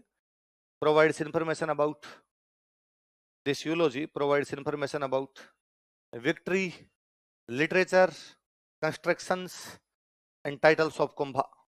कुंभा के विजय, कुंभा की विजय, साहित्य, निर्माण कार्य तथा उपाधियों की जानकारी मिलती है। Provides information about victory, literature, constructions and titles of Kumbha. This eulogy provides information about victory, literature, constructions and titles of Kumbha. क्या क्या चीजें पता चलती है कुंभा की? विजय, साहित्य, निर्माण कार्य, है ना। अब कोई आपसे पूछे कि कुंभा ने मालवा तथा गुजरात की संयुक्त सेना को हरा दिया था, ये जानकारी हमें कौन सी प्रशस्ति देती है? कौन सी देती है? कब की कीर्ति स्तंभ प्रशस्ति? 1460। ये विजय स्तंभ बना था 1440 से 48 के बीच। कब से कब के बीच बना था? 1440 से 1437 में सारंगपुर वाला युद्ध है, उसकी याद में बनाया गया था। कब से कब के बीच बनाया गया था? लिख लो, जहां ऊपर आपने विजय स्तंभ हेडिंग डाली है ना, वहीं लिख लो। जहां विजय स्तंभ लिख रखा है इसी के आगे लिख लो, 1440 से 48 तक याद रह जाएगा।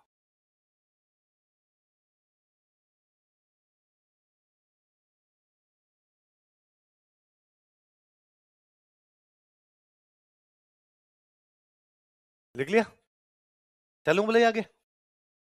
अब ये कुंभा बना के चला गया, हमने पढ़ लिया भाई कुंभा ने बनवाया इसको, इसके क्या क्या नाम थे, कितना ऊंचा, कितना लंबा, कितनी मंजिल, कौन सी मंजिल में क्या है, प्रशस्ति क्या बताती, सब सारी बातें पढ़ ली।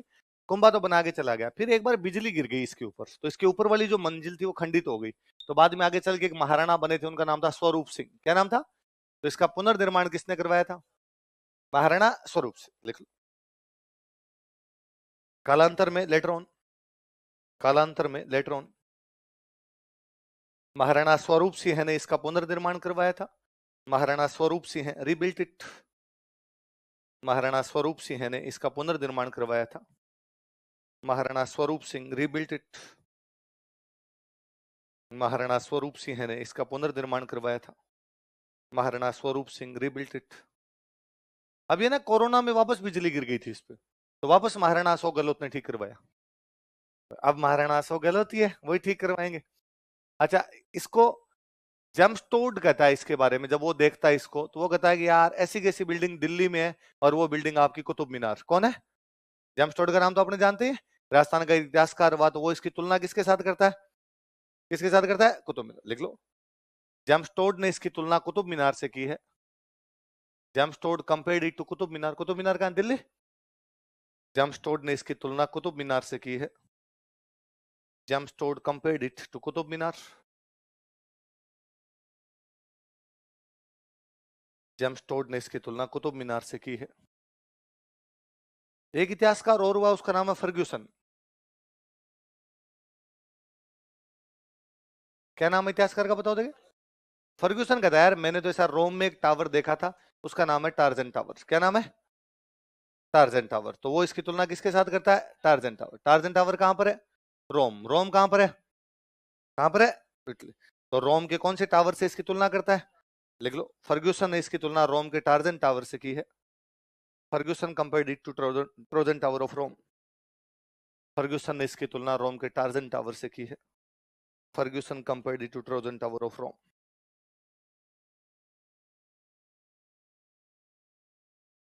फर्ग्यूसन ने इसकी तुलना रोम के टार्जन टावर से की है। तो जेम्स टोड इसकी तुलना किसके साथ करता है? कुतुब मीनार। फर्ग्यूसन इसकी तुलना किसके साथ करता है? टार्जन। कालांतर में अपना देश आजाद हो गया, 1949 की बात। कब की बात है? 19। और देश आजाद हो गया, राजस्थान अपना भारत के अंदर मिला दिया गया। तो भारत सरकार ने इस विजय स्तंभ पे डाक टिकट जारी किया। क्या जारी किया? डाक टिकट समझते हो क्या आप वाली पीढ़ी थोड़ी कम ही जानती होगी डाक टिकट के बारे में। पहले तो हम तो फॉर्म भी भरा करते, तो फॉर्म ऑफलाइन भेजने पड़ते, ऑफलाइन भेजने पड़ते, तो उनके ऊपर क्या लगाने पड़ते? डाक। कहीं भी लेटर भेजते, डाक से भेजने पड़ते, डाक से भेजोगे तो उस पर क्या लगानी पड़ेगी? जैसे बस से जाते हो बस टिकट, रेल से जाते हो रेल टिकट, तो डाक से भेजो तो डाक टिकट टिकट हुआ करते छोटे छोटे, उनके ऊपर फोटो बने होते। जैसे एक डाक टिकट पे फोटो बना महात्मा गांधी का, इसका मतलब डाक टिकट किस पे जारी कर दिया? गांधी जी पे जारी कर दिया। एक पे बना हुआ लता मंगेशकर का, तो किस पे जारी कर दिया? लता मंगेशकर। एक पे बना हुआ मान लो एनी बिसेंट का, तो किस पे जारी कर दिया? Any Besant. एक पे बना हुआ टाइगर, किस पे जारी कर दिया? टाइगर। तो इससे अलग अलग चित्र बने होते हैं। ऐसे ही राजस्थान की पहली बिल्डिंग जिसपे डाक टिकट जारी किया गया वो है विजय स्तंभ। कौन सी है? 15 अगस्त 1949 को इस पर 1 रुपए का डाक टिकट जारी कर दिया गया था। अपने को याद नहीं रखना कितने रुपए का था, अपने को नहीं याद रखना कब किया गया, अपने को ये याद रखना कि राजस्थान में सबसे पहले किया किस पर गया था। किया किस पर गया था? लिखो है व्हाट्सएप के बच्चों, तुम क्या जानो संदेश से आते हैं कैसे कैसे गया जाता है ना। लेटर होता है, लेटर। लेटर देखा है कभी कोई पुराना घर पे पड़ा हुआ? एक दूसरे को लोग लेटर भेजा करते थे, लिख के हाथ से लिखते थे पहले लोग, पता है तुम्हें? देखा है? उसके ऊपर टिकट लगे होते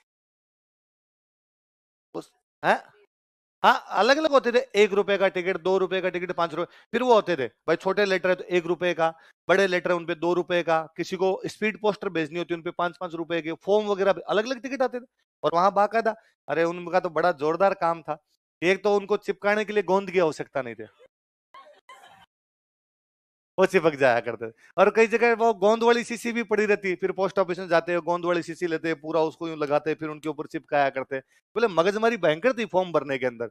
अब ये आपके वायगी कर लो दुनिया, है ना। मुकेश अंबानी का भला हो, जो ये जियो आए उसके बाद में इंटरनेट की स्पीड इतनी ज्यादा बढ़ गई कि अब डाक टिकट का आपके कोई रोला रप्पा। पहले फॉर्म में एक तो डाक टिकट वाला मेरे को याद आता है कि पहले आरएस का फॉर्म मिलता था, यूनिवर्सिटी के अंदर जाके लेना पड़ता था, लाइनों में लगते थे, लाइनों में लगते तब आरएस का फॉर्म मिलता, फिर लाइनों में लगते तब आरएस का फॉर्म जमा होता, लाइनों में लगते तब आरएस का प्रवेश पत्र आता। मेरे को याद है मेरे 2010 का प्री का प्रवेश पत्र आया ही नहीं। फिर पता गया भाई अब ये कहाँ मिलेगा, तो पता नहीं एक ऑफिस को कलेक्ट्रेट में भेजा था, कहाँ भेजा था, तो वहां आधे दिन तक वहां खड़े रहे कि अब यहाँ मिलेगा यहाँ मिलेगा। हम 2-3 लोगों के नहीं आए हुए थे। ये अब आपके है, मोबाइल में बैठे बैठे देख लेते हो सेंटर कहाँ है, वरना नहीं तो कोई सेंटर पता चलता था न कुछ और पता चलता। ये तो सबसे भयंकर समस्या थी। एक समस्या ये थी कि जब फॉर्म ऑफलाइन भरे जाएंगे तो मैं फॉर्म यहाँ से भर के अजमेर भेजूंगा, तो उसके साथ में सारे डॉक्यूमेंट्स भी भेजूंगा, 10th की मार्कशीट, 12th की मार्कशीट, मेरे बीए की मार्कशीट, एमए कर रखे तो एमए की मार्कशीट, मेरा मूल निवास प्रमाण पत्र, यदि किसी की जाति का प्रमाण पत्र है तो जाति वाला प्रमाण पत्र, जो भी अपने पास कैटेगरी, कोई खिलाड़ी है तो खिलाड़ी वाला प्रमाण पत्र, जो जो उनके वो सब भेजो। और वो सब के सब अटेस्टेड और होने चाहिए। क्या होना चाहिए? अटेस्टेड का मतलब है किसी फर्स्ट ग्रेड अधिकारी के साइन करवाओ, और भाई साहब वो मिलता ही नहीं था। और कम से कम अपने जान पहचान में तो कोई फर्स्ट ग्रेड अधिकारी नहीं होता, अपने किसी को जीवता फर्स्ट ग्रेड देखा ही नहीं था तब तक। फर्स्ट ग्रेड अधिकारी समझ, RS हो, कोई डॉक्टर हो बड़ा, कोई बड़ा इंजीनियर हो, वो ही साइन कर सकता है, उसके अलावा दूसरे किसी के साइन होंगे? पहली बात वो मिलता नहीं, यदि मिल जाता तो साइन नहीं करता है। टीचर फर्स्ट ग्रेड टीचर कहां होते थे? तो कॉलेज के अंदर होते। तो कॉलेज छोटे छोटे कस्बों में कहां कॉलेज थे? आप जयपुर में रहे हो, बाहर निकले नहीं, शहर के बच्चे हो, आपको क्या पता संघर्ष क्या चीज होती है। तो मेरे याद है, मैं 12th क्लास में बीकानेर पढ़ता था और मैथमेटिक्स का स्टूडेंट था, तो मैथमेटिक्स वाले सारे के सारे एयरफोर्स के फॉर्म भरा करते। तो मेरे साथ वालों ने कहा कि एयरफोर्स का फॉर्म भर देते। पहले बच्चे ऐसे ही भरते थे कि दोस्त ने भरा था, अपने ही भर देते। तो ये भी था कि यार साथ में तैयारी कर लेंगे, फिर कोई कहता सेंटर जयपुर आएगा, जयपुर घूम के आएंगे। तो हमने ये भी था कि यूं तो घर वाले जयपुर जाने नहीं देंगे, इस पेपर के बहाने चले जाएंगे। तो मैंने फॉर्म भरा, तो मेरे एक दोस्त ने फॉर्म भरा, वो लोकल बीकानेर का, मैं गांव से आया करता था, वहां रूम लेके रहा करता था। तो मैंने कहा आप अटेस्टेड किससे करवाएंगे? मार्कशीट तो 2 हमारे पास, 10th वाली एक ही थी भाई। 12th का बच्चा जब अपीयरिंग बच्चा है तो उसके पास मार्कशीट कौन सी होगी? 10th। और एक मूल निवास प्रमाण पत्र था मेरे पास, कि 2 अटेस्टेड करवाने, फॉर्म के साथ लगाने, फिर ये भेजने। ठीक है। तो मेरे उस दोस्त ने कहा कि हमारे घर के ठीक सामने एक इंजीनियर रहते हैं, सीनियर इंजीनियर है, वो अटेस्टेड कर सकते हैं, फर्स्ट ग्रेड है। वो ठीक है, तू करवा दे। हम उनके घर पे गए। उनके घर पे गए तो वो मेरे दोस्त को जानते थे अंकल, और दोस्त ने जाते नमस्ते किया, चरण स्पर्श किए, मैंने चरण स्पर्श किए, और उसने कहा अंकल वो हमारे अटेस्टेड करवाने थे, मैं एयरफोर्स का फॉर्म भर रहा हूँ। अंकल ने कई देर उससे बातचीत की, वेरी गुड वेरी गुड, तैयारी कर रहा है क्या, कितने परसेंट है, ये वो फलान टिकट, कहाँ से पढ़ेगा, क्या पढ़ेगा, इंग्लिश कहाँ से पढ़ेगा, मैथ्स कहाँ से पढ़ेगा, सारी बातें पूछी, फिर साइन कर दी। फिर उसने मेरे वाला फॉर्म आगे दिया कि ये मेरा दोस्त है और इसके भी अंकल कर दो। तो अंकल ने पहले मेरी 10th की मार्कशीट देखी, फिर मेरी तरफ देखा, फिर 10th की मार्कशीट देखी, फिर मेरी तरफ देखा, फिर कहा तेरी है? मैं कहा जी मेरी है। तेरे नंबर है ये? और ज्यादा नंबर भी नहीं, कोई 80% इतने से नंबर आए हुए शहरों में। उस टाइम 80% थे, है ना। पर मुझे बड़ा बुरा इसलिए लगता था कि मैं गांव में 80% लेके आया, तो गांव में उधर का टॉपर था मैं, कि भाई गांव के अंदर 80% नहीं आया करते थे। पर जब मैं क्लास में आया, शहर में आया बीकानेर में, तब पता चला कि यहाँ अपने क्लास में इस 80% वाली में 17-18 नंबर पे है, अपने से ऊपर 95 और 94 हो रहे। तो हम ये दब्बू दब्बू से बैठे रहा करते थे कि 80% की यहाँ पर कोई भी औकात नहीं है। तो उन्होंने, अंकल ने मेरे तरफ 2-3 बार देखा, वो शायद गाँव का बच्चा मार्कशीट क्या पता फर्जी बनवा के लेके आ गया। उनको डर लगता है कि यार यदि मैंने किसी के साइन कर दिए और इसने कोई फ्रॉड कर रखा है 420, तो पुलिस मेरे को पकड़ लेगी। तो उन्होंने वापस देखा, उन्होंने कहा यार अब मैं तेरे को जानता ही नहीं, साइन कैसे करूं? तो मैंने कहा आप इसको जानते हो ना, मैं इसको दोस्त हूँ, ये मेरे को जानता है। और मेरे दोस्त ने पूरी यूं वो कोशिश की, उसने कहा अरे मैं जानता हूँ अंकल, ये बेहद इंटेलिजेंट है, वास्तव में इंटेलिजेंट है, इसकी ही मार्कशीट है, ये हमें मैथ्स पढ़ाता रहता है, और आप कर दो, मेरा बहुत अच्छा दोस्त है, यही रहता है, 4 घर छोड़ के उनके घर पर ये रहता है, आप चाहो तो उनसे पूछ सकते हो, इसके पापा आते हैं। पर उन इंजीनियर साहब ने मेरे साइन किए नहीं किए। और मैं पहली बार उस दिन मुझे हुआ कि मैं सार्वजनिक रूप से, मुझे लगा कि मैं रोऊं यहाँ पे खड़ा होके, कि बेइज्जती फील होती है ना, बच्चे को ईगो हर्ट होता है ना, यार अपने को साफ साफ ये कह दिया कि ये मार्कशीट तेरी नहीं है, मतलब इसको अपनी शक्ल से लग रहा है कि तू इस प्रकार के नंबर ला नहीं सर। पर अब क्या क्या करो, अंदर गुस्सा भी आए और रोने जैसा भी हो, पर मैं बाहर आ गया। तो मेरे दोस्त ने कहा कि यार मैं पापा से पूछ के और कोई ट्राई करेंगे यार किसी के, पर मेरे से कुछ बोला ही नहीं गया, मैं चुपचाप रूम आ गया। फिर दूसरे दिन कोई मेरे पापा का फोन आया, पापा टीचर है मेरे, तो उन फोन आया, तो मैंने पापा को कहा कि मेरे ऐसे एक फॉर्म अटेस्टेड करवाना था और फॉर्म अटेस्टेड नहीं हो पा रहा मेरा। फिर पापा ने अपने कोई उनके अफसर थे, उनके नंबर दिए कि उनका घर है ये वहां पे है, तो सीधा सीधा उनके घर पे ही चले जाना, मेरा नाम लेना, वो कर देंगे। तो मैं उनके घर पे गया, तो उन्होंने दूसरे दिन किया। तो मेरे वो दिल में बैठा हुआ है कि यार अपने फॉर्म पे किसी ने अटेस्टेड किया नहीं था। तो आजकल मेरे पास आप में से खूब सारे बच्चे आते हैं कि सर मेरा पटवारी में चले। अब क्या सरकार ने नीति चेंज कर दी, पहले हमारे टाइम में था कि फॉर्म भरने वाले सारे के सारे लोग फॉर्म के साथ डॉक्यूमेंट भेजेंगे और अटेस्टेड होंगे। आपके एक तो फॉर्म भरने वाली समस्या खत्म हो गई, ऑनलाइन भर देते हो। आपके कह दिया गया जब नौकरी लगोगे तब डॉक्यूमेंट दिखाने हैं, है ना, डॉक्यूमेंट वेरिफिकेशन बोलते हो आजकल आप, डीवी और ये हमारा डीवी फॉर्म भरने से पहले हो जाता था, पहले डीवी अलग नहीं हुआ करते थे, लास्ट में तो बाद में ओरिजिनल ले लेके जाना पड़ते थे हमारे, हमने वो लगाया उसका ही ओरिजिनल लो, हमने ये लगाया उसका ओरिजिनल लो।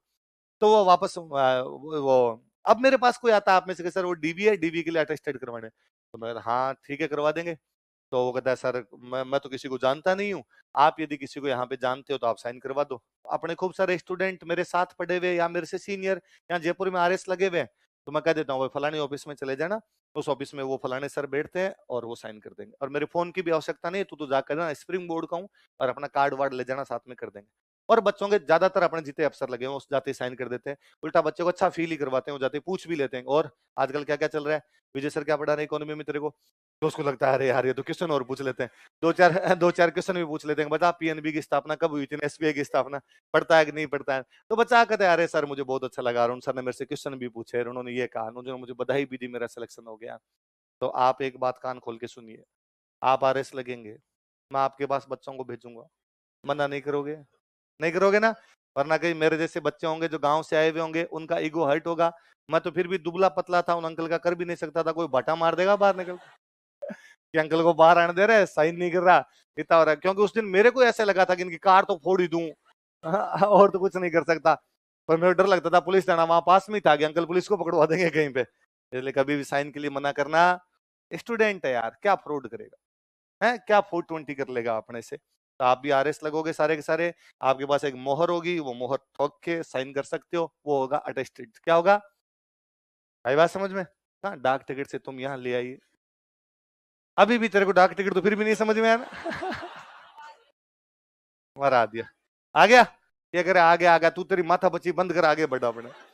चलो ठीक है, लिखो। हाँ अच्छा, तुम्हें लगा विजय स्तंभ में अंदर जाने के लिए जो टिकट लगता है वो विजिटर्स टिकट अलग होता है। अरे बस बस, जो टेबल बजाएगा उसे 500 रुपए एक्स्ट्रा लिए जाएंगे। पीछे वालों ध्यान रखना रहे, और कैमरे में से फोटो निकाल लेना आज किस किसने बजाई है, क्योंकि टेबल टूट जाती है भाई साहब, स्क्रू ढीले हो जाते हैं।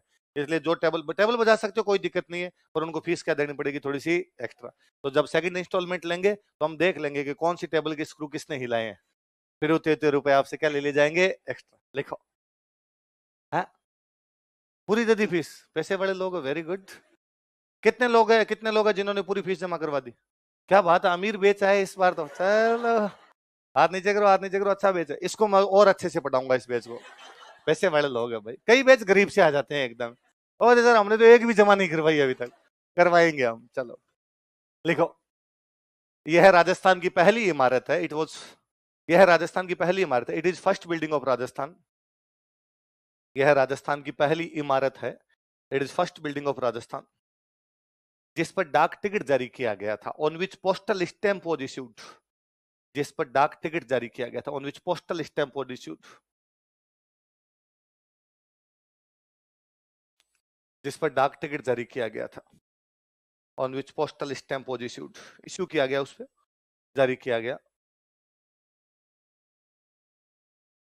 आप ना कभी नोटिस करना, अपने राजस्थान पुलिस में जो भी भाई लगे हुए उनके यहाँ पे विजय स्तंभ है ना, आप राजस्थान बोर्ड की कोई किताब खोल लेना, उस किताब के पहले पेज पे क्या बना हुआ है, विजय स्तंभ। इसका मतलब वो एम्बलम है, वो प्रतीक चिन्ह, वो क्या है, प्रतीक चिन्ह। किस किस का, एक तो राजस्थान पुलिस का और एक राजस्थान माध्यमिक शिक्षा बोर्ड आरबीएससी का, लिख लो प्रतीक चिन्ह।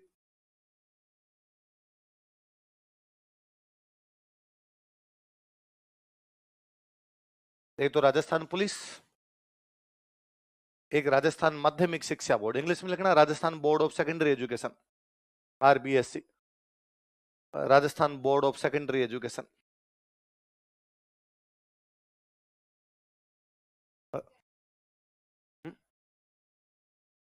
नोट पे विजय स्तंभ, नोट पे बापू है, नहीं देते, कहां देते हैं, कब देखा तुमने नोट पे?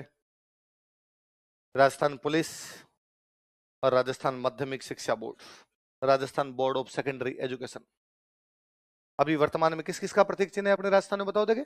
राजस्थान पुलिस और राजस्थान माध्यमिक शिक्षा, Rajasthan board of secondary education, Rajasthan police और Rajasthan board of secondary education, है ना। तो आप अपने जब भी कोई आरबीसी की बुक देखोगे उनके ऊपर बना हुआ है, पुलिस वालों के अपने यहाँ पर लगा होता है। मैं थोड़ा पीछे जाता हूँ, जिन दिनों देश में आजादी की लड़ाई चल रही थी, हम अंग्रेजों के खिलाफ लड़ रहे थे, अपने महाराष्ट्र में एक क्रांतिकारी हुए थे, उनका नाम था वीर सावरकर। क्या नाम था? वीर सावरकर चाहते थे देश को आजाद किया जाए, इसलिए देश की आजादी के लिए उन्होंने एक ऑर्गेनाइजेशन स्टैब्लिश किया, उसका नाम था अभिनव भारत। क्या नाम था? क्या नाम है संगठन का, बताओ? अभिनव का मतलब होता है नया, अभिनव का मतलब क्या था? भारत का मतलब भारत हो गया, तो हम कैसा भारत बनाएंगे? नया भारत। नया भारत मतलब जिसमें अंग्रेजों का राज नहीं होगा, ऐसा भारत बनाएंगे। ये अभिनव भारत नाम का जो ऑर्गेनाइजेशन था, ये स्टैब्लिश किया गया नासिक। कहां पे किया गया? नासिक कहां पड़ता है? महाराष्ट्र में। पर कहते हैं इसका जो ऑफिस हुआ करता, हेड ऑफिस जो नासिक के अंदर था, अब मान लो मैं अभिनव भारत का मेंबर बनना चाहता हूँ, मैं अंग्रेजों के खिलाफ लड़ना चाहता हूँ, मैं गया ऑफिस में, मैंने कहा कि सर फॉर्म दीजिए, मैं भी मेंबर बनना चाहता हूँ, काम बम फेंकना बताओ, मैं भी फेंक दूंगा। तो वो कहते हैं कि पहले रुक, पहले अंदर आ ऑफिस में अंदर ले जाके सामने एक विजय स्तंभ का फोटो लगा हुआ था। किसका फोटो है? और उसके आगे प्रतिज्ञा करवाते कि मैं कसम खाता हूं कि जिस प्रकार कुंभा ने दुश्मनों से अपने देश की रक्षा की थी, वैसे ही मैं अंग्रेजों से हमारे देश की क्या करूंगा, रक्षा। किसके आगे कसम खिलवाते? क्योंकि उनका प्रतीक चिन्ह भी क्या था? ये बहुत बड़ी बात है। उन दिनों में जब राजस्थान भारत का हिस्सा भी नहीं था, उन दिनों में चित्तौड़ का एक विजय स्तंभ महाराष्ट्र के किसी एक संगठन का प्रतीक चिन्ह है। भाई राजस्थान पुलिस और राजस्थान माध्यमिक शिक्षा बोर्ड का तो होना ही चाहिए, विजय स्तंभ नहीं होगा तो क्या होगा? पर महाराष्ट्र का कोई संगठन यदि इसको प्रतीक चिन्ह बनाता है उन दिनों में जब हम उसका हिस्सा भी नहीं थे, ये बड़ी बात है अपने आप में। इसका मतलब कुंभा उस समय भी उन लोगों को मोटिवेट कर रहा है। लिख लो, तीसरा लिख लो, अभिनव भारत।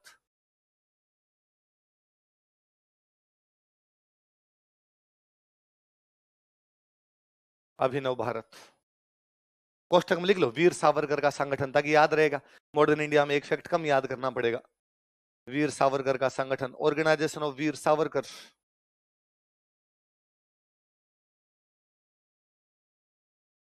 वीर सावरकर का संगठन, ऑर्गेनाइजेशन ऑफ वीर सावरकर। तो कीर्ति स्तंभ या विजय स्तंभ किस किस का प्रतीक चिन्ह बताओ अब? अभी तो किसका है? राजस्थान पुलिस और राजस्थान माध्यमिक शिक्षा। पहले किसका था? अभिनव भारत किसका संगठन था? कहाँ का संगठन था? नासिक। नासिक कहाँ पड़ता है? ये मॉडर्न इंडिया पढ़ेंगे तो और पढ़ लेंगे, पर वहां अभिनव भारत पढ़ोगे तो याद आ जाएगा ना कि अभिनव भारत हमने राजस्थान में भी पढ़ा था। अब बात सुनो, देखो अभी हम ये पढ़ रहे हैं कि चित्तौड़ के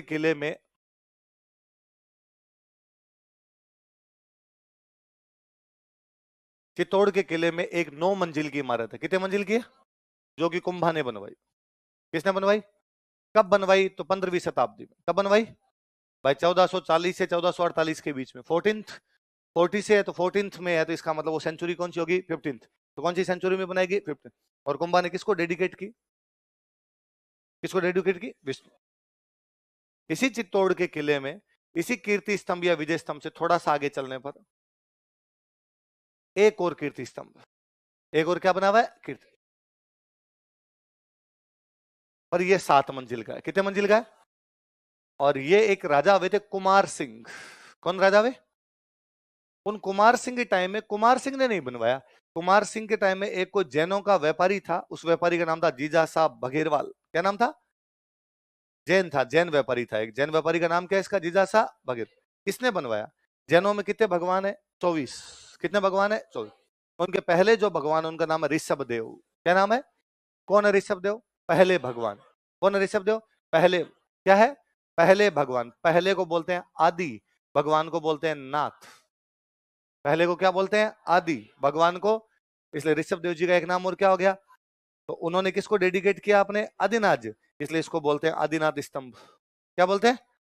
तो क्यों बोलते हैं आदिनाथ स्तंभ? किसको डेडिकेट किया गया? किसको? आदिनाथ जी। आदिनाथ जी के तो ऋषभ देव जी के तो एक ही बात है। इसका मतलब है चित्तौड़ के किले में 2 कीर्ति स्तंभ है। एक कितने मंजिल का, दूसरा कितने मंजिल का? एक किसने बनवाया, दूसरा किसके टाइम में, किसने बनवाया? कौन था? जीजा साहब अग्रवाल, एक जैन व्यापारी। कौन था? जैन व्यापारी। ये कौन सी शताब्दी का है? ये कौन सी शताब्दी का है? 12वीं। कौन सी शताब्दी का है? 1100 समथिंग के अंदर बना हुआ। ये किसको डेडिकेट है? ये किसको डेडिकेट है? ये विष्णु को डेडिकेट इसलिए बोलते हैं विष्णु ध्वज। ये आदिनाथ जी को डेडिकेट इसलिए क्या बोलते हैं? आई बात समझ? यहीं पे लिख लो ताकि ये कंफ्यूजन ना हो कि कीर्ति स्तंभ कौन सा है कौन सा नहीं। याद रहेगा फिर तो आपके। लिख लो, एक हेडिंग और डालो, कीर्ति टावर्स।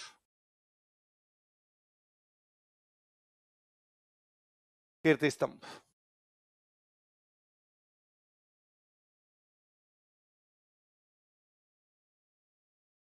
लिखो, यह चित्तौड़ के किले में एक 7 मंजिला इमारत है। It is 7 floor building in Chittor fort.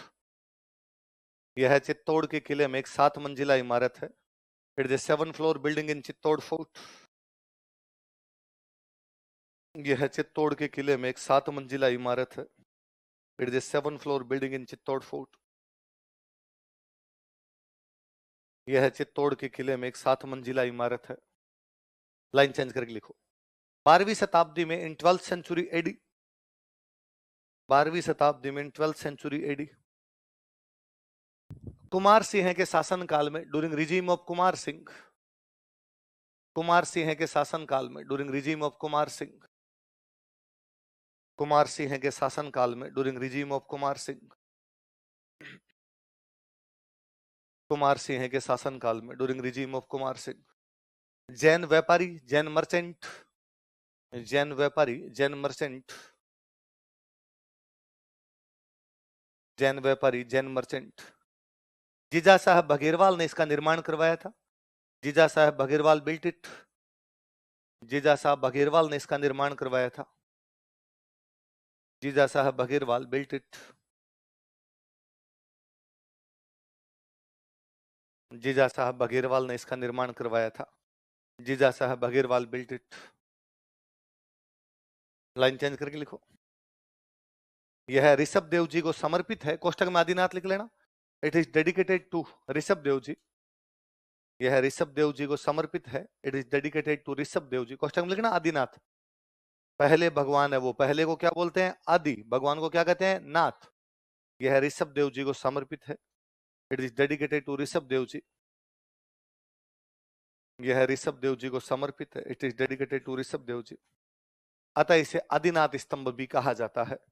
So it is also known as Adinath tower. अतः इसे आदिनाथ स्तंभ भी कहा जाता है। So it is also known as Adinath tower.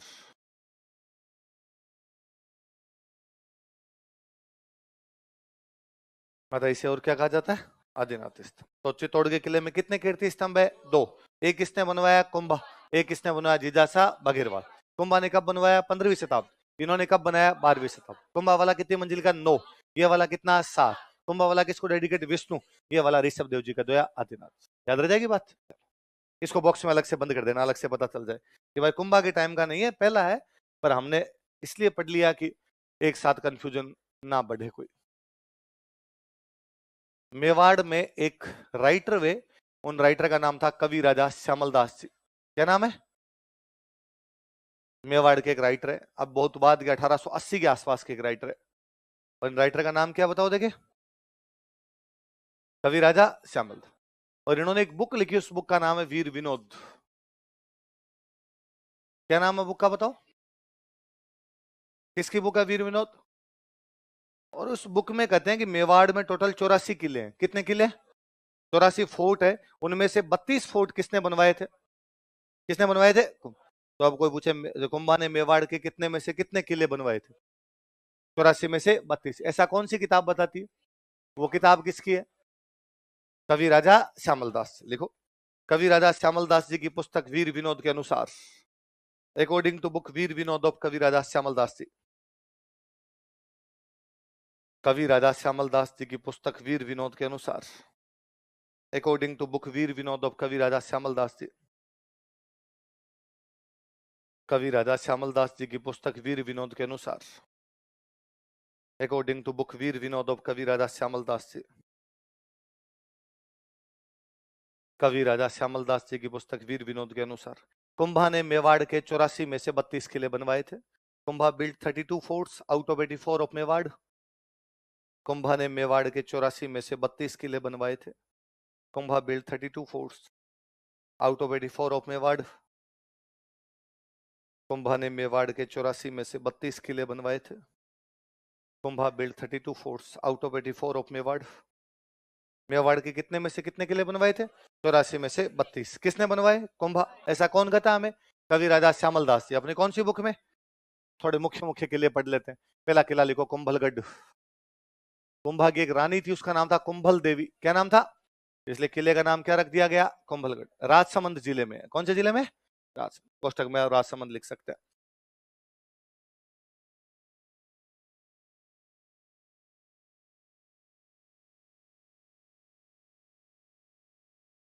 अच्छा, कुंभलगढ़ कुंभा ने इसलिए बनवाया कि कुंभा की राजधानी तो कौन सी है? चित्तौड़गढ़। पर चित्तौड़गढ़ के साथ एक समस्या है। चित्तौड़गढ़ एक पहाड़ पे बना हुआ है, पहाड़ का नाम है मेसा का पठार। क्या नाम है? ऐसा पहाड़ जो ऊपर से निकुला ना होके प्लेन हो जाए, वो क्या हो जाता है? पठार। प्लेट्यू, प्लेट्यू बन जाता है। तो मेसा प्लेट्यू के ऊपर बना हुआ है, पर वो एक सिंगल पहाड़ है। यदि कोई इस पहाड़ को चारों तरफ से घेर ले तो किले की सप्लाई क्या हो सकती है? इसलिए कुंभा को लगता था कि यार कल को ऐसा कभी समय आ जाए कि दुश्मन अपने किले को घेर ले तो अपने किले की सप्लाई क्या हो जाएगी, बंद। इसलिए किला ऐसी जगह पर होना चाहिए जिसको दुश्मन जल्दी से घेर ना सके। तो एक पहाड़ी पे ना हो जिसके चारों तरफ क्या हो, पहाड़, पहाड़ियां पहाड़ियां पहाड़ियां होगी तो कभी दुश्मन उसको घेर नहीं सके। तो कुंभा ने अपनी संकटकालीन राजधानी, इमरजेंसी कैपिटल जो डेवलप की थी वो कौन सी थी भाई, बात समझो, देख लो। यह कुंभा की संकटकालीन राजधानी थी, it was emergency capital of Kumbha. या ये मेवाड़ की लिखो, यह मेवाड़ की, बाकी सबके काम आई बाद में। यह मेवाड़ की संकटकालीन राजधानी थी, it was emergency capital of Mewar. यह मेवाड़ की संकटकालीन राजधानी थी, it was emergency capital of Mewar. यह मेवाड़ की संकटकालीन राजधानी थी। यह उन दिनों बनाया गया जब कुंभा के पास में मारवाड़ भी था। जोधा की अवड़ बावड़ की संधि नहीं हुई तब तक उसके पास क्या था, मारवाड़। तो वो राजा तो कहाँ का था, मेवाड़। संभाल किसको रहा था, मारवाड़। इसलिए वो ऐसी किसी जगह पे किला चाहता था जहां पे बैठ के मेवाड़ भी कंट्रोल हो जाए और साथ में क्या कंट्रोल हो जाए, वो जगह कौन सी थी। तो इस किले को बोलते हैं मेवाड़ मारवाड़ का सीमा प्रहरी। क्या बोलते हैं, मेवाड़ मारवाड़ का सीमा प्रहरी का मतलब था वॉचमैन, जहां पे बैठ के दोनों तरफ वॉच किया जा सके। लिखो, इसे मेवाड़ मारवाड़ का सीमा प्रहरी कहा जाता है। It is called as watchman of Mewar and Marwar.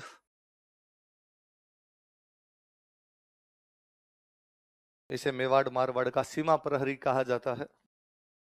It is known as watchman of Mewar and Marwar. इसे मेवाड़ मारवाड़ का क्या कहा जाता है, सीमा। इसका जो आर्किटेक्ट था उसका नाम था मंडन। क्या नाम था, लिख लो, आर्किटेक्ट, वास्तुकार।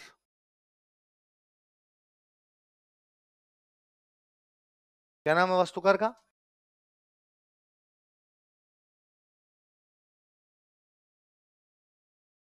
क्या नाम है वास्तुकार का, मंडन नाम है वास्तुकार का।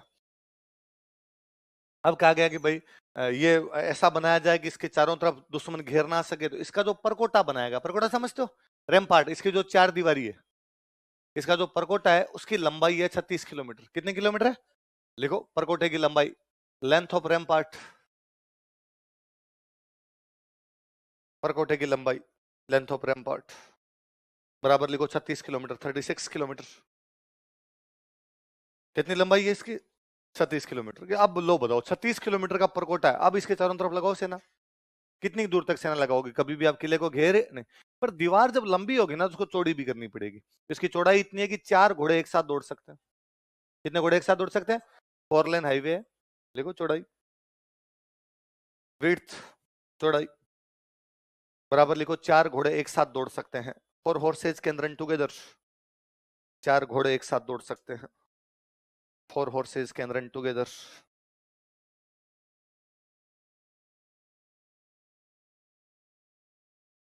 फिर वैसा इसकी ऊंचाई के बारे में अकबर के दरबार में एक राइटर था, उस राइटर का नाम था अबुल फजल। क्या नाम था, अकबर का नाम तो सुना है। तो अकबर के दरबार का एक राइटर है, उस राइटर का नाम क्या है, अबुल फजल। वो अकबर के साथ यहाँ मेवाड़ आया था। भाई अकबर महाराणा प्रताप ने अटैक कर रहा था, तो अकबर के साथ मेरे कौन आया हुआ है, एक अबुल फजल। ये कोमलगढ़ को देख के कहता है कि भाई साहब नीचे खड़े होके यदि आप ऊपर की तरफ देखते हो तो यदि आपने पगड़ी पहन रखी तो आपकी पगड़ी नीचे गिर जाएगी। तो अबुल फजल ने कौन से किले के बारे में कहा था कि नीचे से खड़े होकर ऊपर देखो तो आपकी पगड़ी गिर जाती है। या कोई पूछेगा यदि इस किले को आप नीचे से खड़े होकर ऊपर की तरफ देखते हो तो पगड़ी गिर जाती है, यह किला कोमलगढ़ है। इसके बारे में ये लाइन किसने कही थी, या अबुल फजल ने किस किले के बारे में कहा गया था कि ये याद रहेगी। लिखो, अबुल फजल के अनुसार, अकॉर्डिंग टू अबुल फजल, अबुल फजल के अनुसार, अकॉर्डिंग टू अबुल फजल, यदि कोई व्यक्ति, इफ एनी पर्सन, यदि कोई व्यक्ति, इफ एनी पर्सन इस किले को नीचे से ऊपर की तरफ देखता है, looks this fort from bottom to up, looks this fort from bottom to up, इस किले को नीचे से ऊपर की तरफ देखता है, looks this fort from bottom to up, तो उसकी पगड़ी गिर जाती है। Then his turban is dropped, drop गिर जाती है, तो उसकी पगड़ी गिर जाती है। Then his turban is dropped, तो उसकी पगड़ी गिर जाती है। किसने कहा था ऐसा, अब अबुल फजल ने कहा तो जेम्स टोड ने कहा, मैं पीछे क्यों रहूं, मैं भी कहूंगा कुछ ना कुछ। तो जेम्स टोड ने कहा भाई साहब हमारे यूरोप में ऐसा एक ही किला है, बाकी हमारे पास तो ऐसे किले है ही नहीं। और वो कहता है यूरोप में हमारे एक ऐसा किला, उस किले का नाम है एट्रुस्कन। क्या नाम है, तो जेम्स टोड इसकी तुलना किसके साथ करता है, तो जेम्स टोड ने कीर्ति स्तंभ की तुलना तो किससे की थी, कुतुब मीनार, और उसने कुंभलगढ़ की तुलना किससे की, एट्रुस्कन। लिखो, जेम्स टोड ने इसकी तुलना एट्रुस्कन किले से की थी, एट्रुस्कन दुर्ग से की थी। दुर्ग या किला एक ही बात होती है। जमस्टोड compared it to Etruscan fort. जमस्टोड ने इसकी तुलना एट्रुस्कन दुर्ग से की थी। जमस्टोड compared it to Etruscan fort. जमस्टोड ने इसकी तुलना किससे की थी? एट्रुस्कन दुर्ग। एट्रुस्कन दुर्ग से की थी। इस किले में सबसे ऊपर ही ऊपर जो जगह बनी हुई है उस जगह का नाम है कटारगढ़। क्या नाम है? और कहते हैं इसमें कुंभा खुद रहा करता था। और ये इतना ऊपर बना हुआ है कि यहाँ पर यदि कोई बंदा बैठ जाए तो पूरा मेवाड़ नजर आए। इसका नाम ही पड़ गया मेवाड़ की आंख। क्या नाम पड़ गया? लिख लो। इसका सबसे ऊपरी भाग कटारगढ़ है। इसका सबसे ऊपरी भाग कटारगढ़ है। It's highest place is Katargarh. इसका सबसे ऊपरी भाग कटारगढ़ है। It's highest place is Katargarh. जो कुंभा का निजी आवास था, which was personal residence of Kumbha. जो कुंभा का निजी आवास था, which was personal residence of Kumbha. जो कुंभा का निजी आवास था, which was personal residence of Kumbha. जो कुंभा का निजी आवास था, इसे मेवाड़ की आंख कहा जाता है। It is called as eye of Mewar. इसे मेवाड़ की आंख कहा जाता है। It is called as eye of Mewar. इसे मेवाड़ की आंख कहा जाता है। वही कोई महल मालिया दरगाह मस्जिद कुछ ही बनेगा तो उनके बाहर क्या लगेंगे? अभिलेख। ऐसे अभिलेख जिनमें राजाओं की प्रशंसा होती है उनको क्या बोलते हैं? प्रशस्ति। तो इसके बाहर लगी हुई है कुंभलगढ़ प्रशस्ति। क्या लगी हुई है? वही 1460 की कीर्ति स्तंभ। ये दोनों ही कब की आपकी? 1400। अच्छा बताओ, कीर्ति स्तंभ प्रशस्ति किस किसने लिखी? अत्रि भट्ट और महेश भट्ट। किस किसने लिखी बताओ? अत्रि भट्ट और, यहाँ पे अत्रि भट्ट नहीं आया, खाली आलिया भट्ट के पापा ही आए। आलिया भट्ट के पापा का नाम क्या है? बस लिख लो। कुंभलगढ़ प्रशस्ति का लेखक, राइटर ऑफ कुंभलगढ़ यूलॉजी।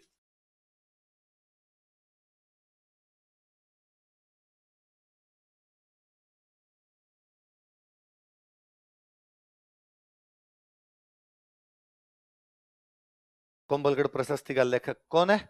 महेश भट्ट। तो अब पूछे कीर्ति स्तंभ प्रशस्ति किस किसने लिखी? अत्रि भट्ट और महेश भट्ट। कुंभलगढ़ वाली किसने लिखी? खाली बेटा ही आ गया, पापा नहीं आए यहाँ पर। अब प्रशस्तियां राजाओं की क्या करती है? प्रशंसा। तो इसमें कुंभा की प्रशंसा की हुई है। इसमें कुंभा के बारे में लिखा हुआ है। एक तो ये लिखा हुआ है कि कुंभा धर्म और पवित्रता का अवतार है। सुन लो पहले, बाद में एक साथ लिख लेंगे अपने। क्या बताया कुंभा को? धर्म एवं पवित्रता का अवतार। कुल मिला के कुंभा खुद को भगवान बता रहे हैं, क्योंकि धर्म का अवतार कौन माना जाता है? भगवान। भगवान कृष्ण कहते हैं क्या? भगवान कहते हैं जब जब धर्म की हानि होगी मैं अवतार लूंगा। जब जब पाप बढ़ जाएंगे, पवित्र चीजें कम हो जाएगी, मैं क्या लूंगा? अवतार। कुंभा कहता है इस बार ले लिया मैंने, अपुनिश भगवान है। तो कुंभा को क्या बताया गया है? धर्म और पवित्रता का अवतार। फिर कुंभा कहता है मैं भाई साहब दानवीर आदमी हूं, और मैं उतना ही दानवीर हूं जितने दानवीर कर्ण और भोज थे। कौन थे? कर्ण को तो आप जानते हो, महाभारत वाला जो कर्ण था वो दानवीर आदमी था। भोज कल मैं बता ही रहा था, कहां तो राजा भोजन। तो इस प्रशस्ति में कुंभा को किसके समान दानवीर बताया गया? कर्ण और भोज। और किसका अवतार बताया गया? किसका अवतार बताया गया? किसको? क्या क्या बताया गया? तथा कौन सी प्रशस्ति में, कब की है, किसने लिखी? कुंभा को क्या बताया गया? लिखो। इस प्रशस्ति में, in this यूलॉजी,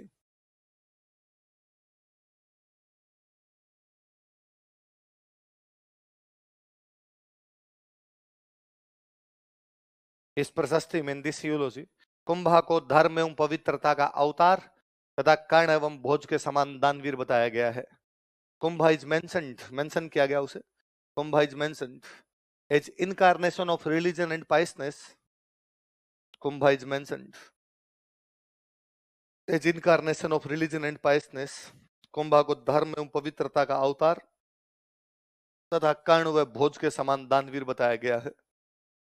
Kumbha is mentioned as incarnation of religion and piousness and donor like Karna and Bhoj. तथा कर्ण एवं भोज के समान दानवीर बताया गया है। And donor like Karna and Bhoj, Karna तथा भोज के समान दानवीर बताया गया है। Incarnation of religion and piousness and donor like Karna and Bhoj. किसके समान दानवीर बताया गया? कर्ण और भोज। और किसका अवतार बताया गया? अब कोई आपसे ये पूछ ले कि कुंभलगढ़ प्रशस्ति में हमीर को क्या बताया गया, विषम घाटी पंचानन, चीजें जुड़ी। तो ये पढ़ाई का सबसे अच्छा ये है कि जब मैंने कुंभलगढ़ प्रशस्ति लिखवाई, जैसे मैंने यहाँ लिखा कुंभलगढ़ प्रशस्ति, यदि आपके दिमाग में आया कि हाँ सर ये तो पहले ही पढ़ी हुई, इसमें हमीर को विषम घाटी पंचानन कहा हुआ है, इसका मतलब तो आप पढ़ रहे हो। और ये यदि दिमाग में नहीं आ रहा है, इसका मतलब आपका क्लास में ध्यान